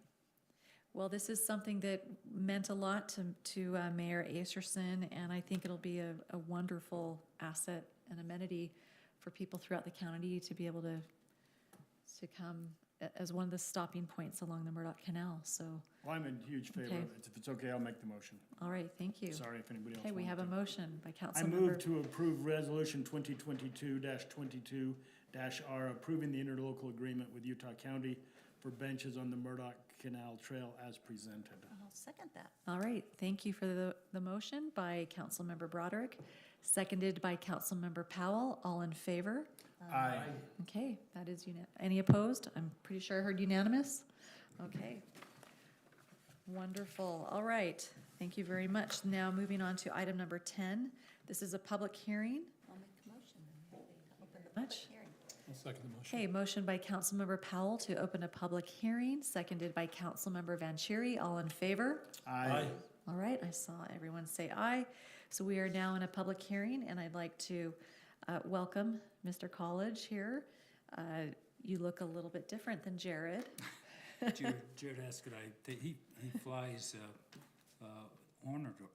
organ donors, interesting. So he's down in Phoenix harvesting a heart, but he asked that I would. Doing some medical flight. Yeah. Okay, wonderful. All right, so we will have this presented by Mike Florence here to get us apprised of this ordinance request. All right. Thank you, Mayor and council members. So the colleges, let's go zoom in real quick. So they own this property here on, is that 150 East? So this is a larger parcel. This subdivision was created a number of years ago, 503 North, 150 East.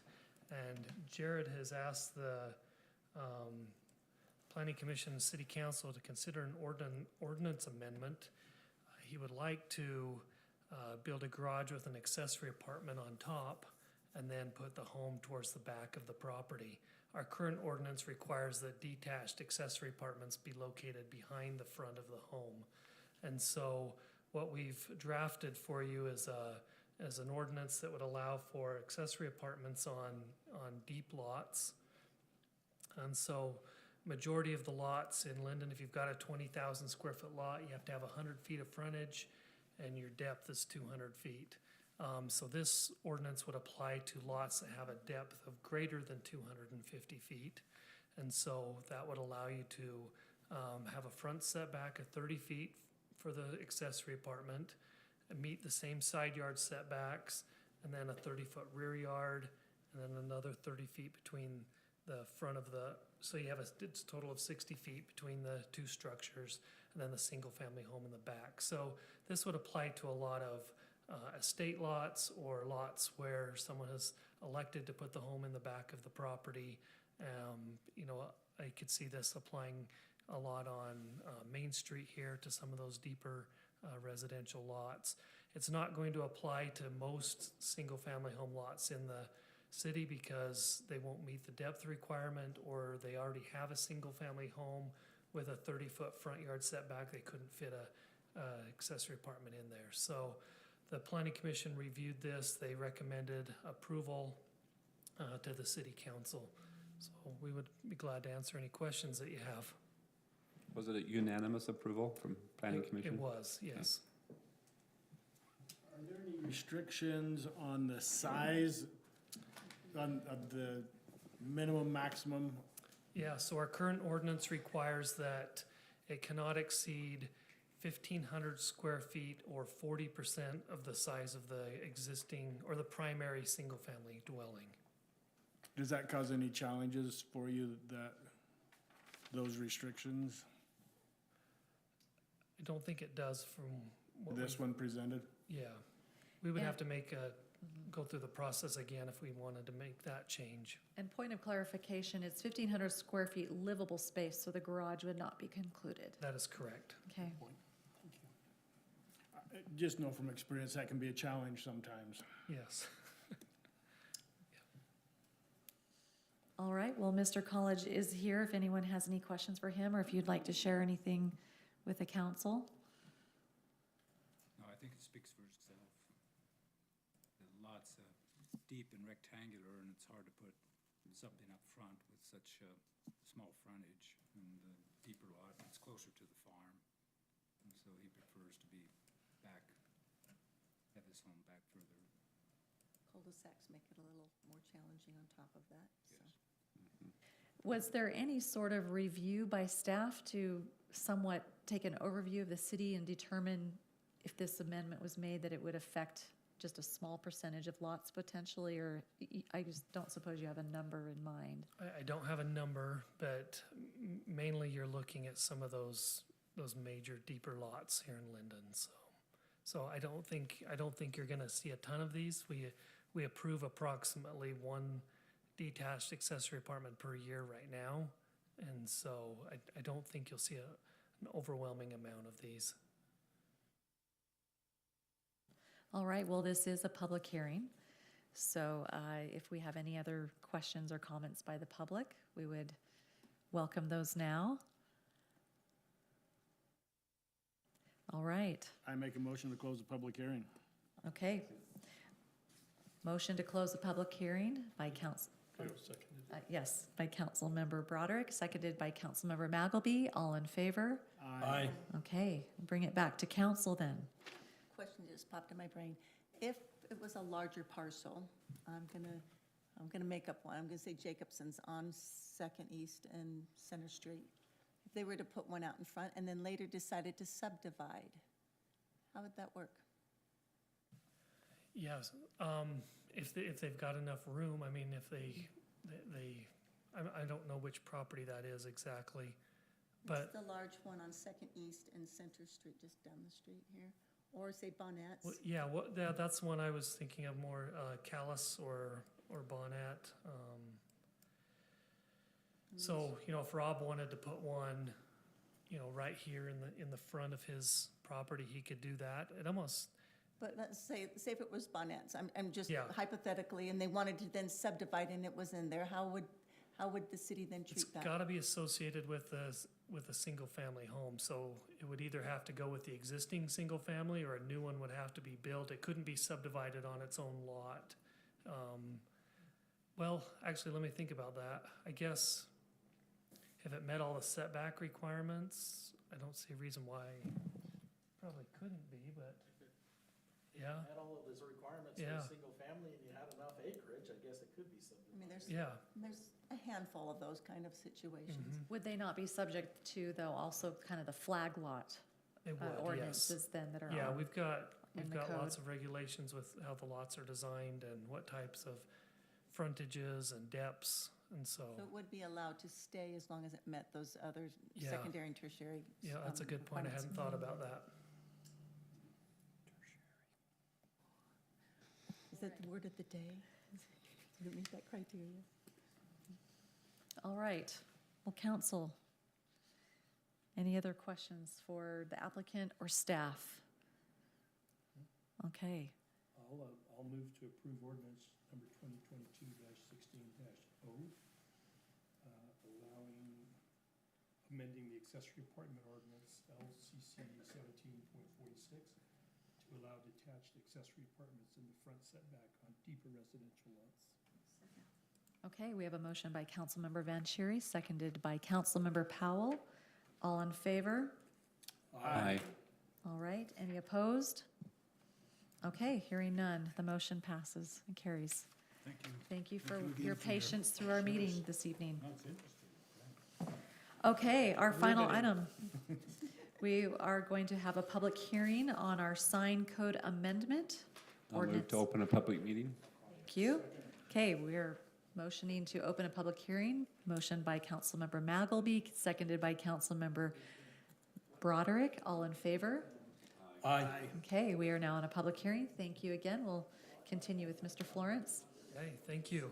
So this ordinance is an amendment to allow electronic message centers in our commercial zones. We currently allow them in our T-zone, is what we call it. It's so basically each side of I-15, businesses are allowed to have a electronic message center sign. And so what we would be allowing now is to allow this on the, do you want me to wait, or are we good? Okay, This will allow what we're doing now. this would allow. Mr. Cowie and Mr. Lamoureux, if you would, we're having a little bit of disruption. You're welcome to converse out in the foyer if you need to. Thank you. Apologies.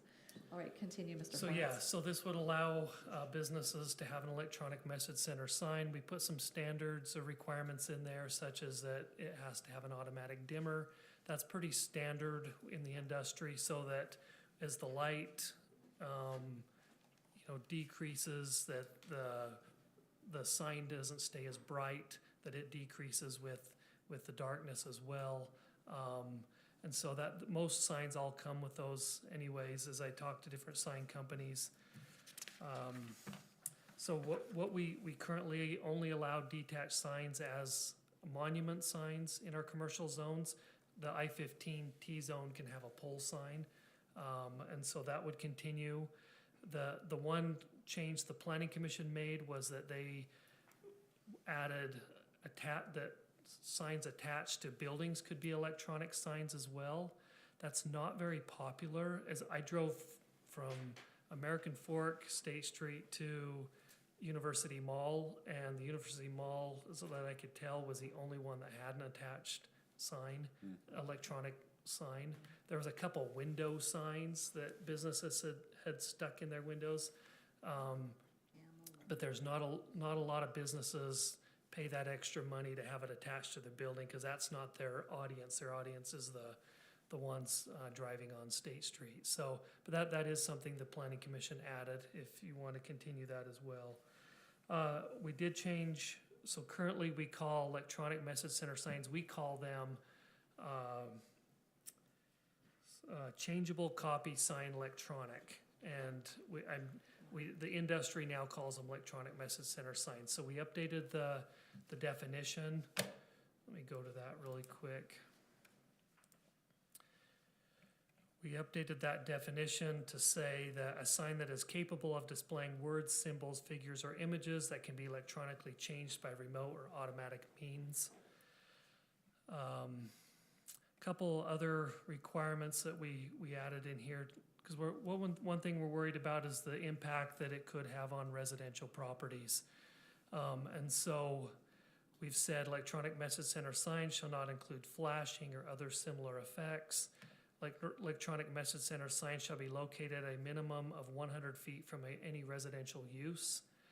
And then that's measured from the property line to the sign. And then where electronic message center sign is located within 300 feet of any residential use, the electronic message center sign shall remain static from 10 p.m. to 6 a.m. And so it can still be turned on, but it just doesn't go through the different messages. It just stops at that message from 10 to 6. That was a requirement we had in South Salt Lake. I think it's a good requirement to have just to protect our neighborhoods. Oh, I've got neighbors that would love that for Oak Canyon. Yes, yep, I've received a few of those complaints in the past. The other thing I wanted to go over real quick, the interval between messages. And so in our T-zone along I-15, that interval is 8 seconds. So I've got a little exhibit here, but that message stays lit for 8 seconds and then it transitions to the next one. Is that for all electronic boards, or is that just for the billboard ones? That is for the electronic and billboard, any electronic sign in the T-zone. Is that a new standard then? No, that's been in place for quite a while. Just because when we had ours, we put ours up at Pal Garage Stores, I don't remember that being a requirement, and I took the certification with YESCO to design the signs, so. At least it predates me, so at least Yeah. 4 years. This was back in the 2000s. Yeah. One thing we looked at with the Planning Commission was that dwell time. And I've got a quick hold time example. This is from the International Sign Association. So they've done these quick YouTube videos. This shows you what a 10-second dwell time looks like. So here's the message. It waits 10 seconds and then moves to the next one.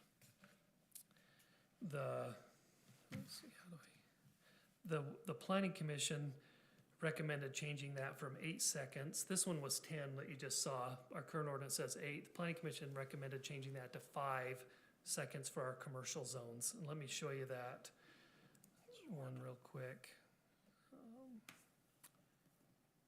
Sorry, let's see how to make, oh, there we go.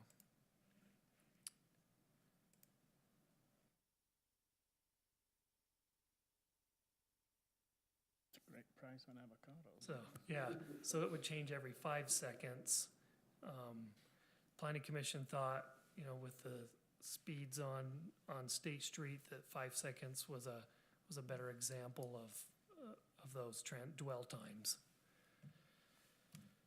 So when I took my certifications with YESCO, Councilmember Powell, I apologize, can you speak in the microphone for those online? sorry. Thank you. When I took my certification with YESCO, they had a whole parameter of things, and like a billboard has a lot more space, a lot more messaging that you apply on, so those 8 seconds is appropriate. When you've got that traffic going back and forth, I can remember back at Supersonic, they had the dancing skeleton always at that time. It always gave me a giggle. But, and they put these packages that you purchase through these divisions. But if it's a movement one, you're saying that that's in violation of our code currently? No, you could show a video. It's more, what this does is keep the sign from flashing at you. Okay. So you could show a video. It just needs to then stay for 5 seconds showing the video and then fade to the next one to show another 5 seconds. And so then I would agree with this, with the Planning Commission. I would like that 5 seconds. Okay. What do you think, Van? 5 seconds, 8 seconds? Yeah,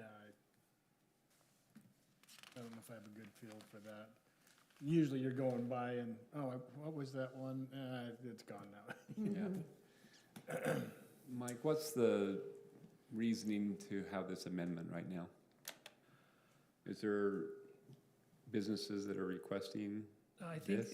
I think when we talked about, when you budgeted for this sign, I think that was the direction I had received, was to put an ordinance together. Just want to make sure. We've had businesses ask in the past and it just wasn't allowed. Well, I was moving down that path a year ago thinking I could just do that at our pizza factory, and then learned that I couldn't. And so I was gonna be fighting mad if you get one out here and I can't get one down the street, so. Yeah. Oh, that will open it up. Yes. Personal, I'm sorry, Ben? The sign out there would open it up. That's an advertisement that says that you can do that now. I think it's an idea as time has come. I mean, it's been, Absolutely. it's been a little overly restrictive, I think, but There's reports out there that say it'll increase business up to 30% for some businesses, so. maybe. Is there anything that addresses movable type? Yeah, so what it, That I was looking for that. this last section, the last sentence of section F says, messages shall not continuously scroll to move vertically or horizontally across the display surface. And so your message comes on, it doesn't scroll quickly across the message, across the reader board. Okay. No A-frames whatsoever. I mean, these have to be. So my bread twist can't dance? It could. It could. It's a video. It It's could a go. video. It could go on there and dance. It just can't dance across. It's not much of a dance for 5 seconds, so. So movement isn't a concern, it's just the scrolling of the letters? Yes. Okay. Just asking, I mean, like out front, there's a waving flag behind the words right now. And I Those are the things I was But the referring to. words yeah. are not scrolling across don't know how that's the any different. video. I've got a video if you want. I'll pull it up. As long as you feel like you can apply it, that would be Yes. my concern. Yeah, I feel like I can Make a apply it. judgment call of this is different from something else. Yeah, let's not make it hard. So no moving banner like a stock ticker. Right. You had to mention the stock market, didn't you? Today. Was it bad today? I didn't even All right, this is a see public closings. hearing, so do Can I we make have any? Can I make one more one thing? more comment real quick? Yes, please do. I've got a lot of feedback from businesses along that, in that T-zone along I-15. So currently, the ordinance says the maximum square footage of an electronic sign can be 56 square feet. One of the businesses, Murdoch Hyundai, hit me up about making that larger. We currently allow just a normal sign to be 250 square feet along the I-15 corridor.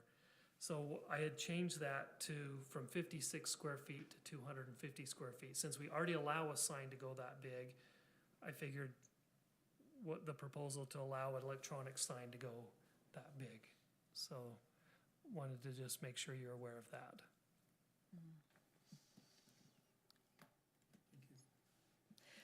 All right, public hearing. Anyone here have any questions or comments regarding this sign amendment, ordinance amendment? All right. Okay, I'll bring it back to council to close the public hearing. I'll make a motion to close the public hearing. I'll second that. Okay, motion by Councilmember Powell, seconded by Councilmember Magalby. All in favor? Aye. Council, it's back to you now. If there's no further discussion, I'll make a motion to right. approve ordinance 2022-18-0, amending Title 1802 and 1803 regarding sign code changes as presented. All right, we have a motion by Councilmember Magalby. I'll second. Okay, seconded by Councilmember Vanchery. Any further discussion? Okay, hearing none, I'll take a vote. All in favor? Aye. Aye. Opposed? Okay. The Yeah. amendment passes. All right, To adjourn. thank you. One all together and Kathy has to sign. All right, we need a second. Okay, I'll motion second. to adjourn. All in favor? Aye.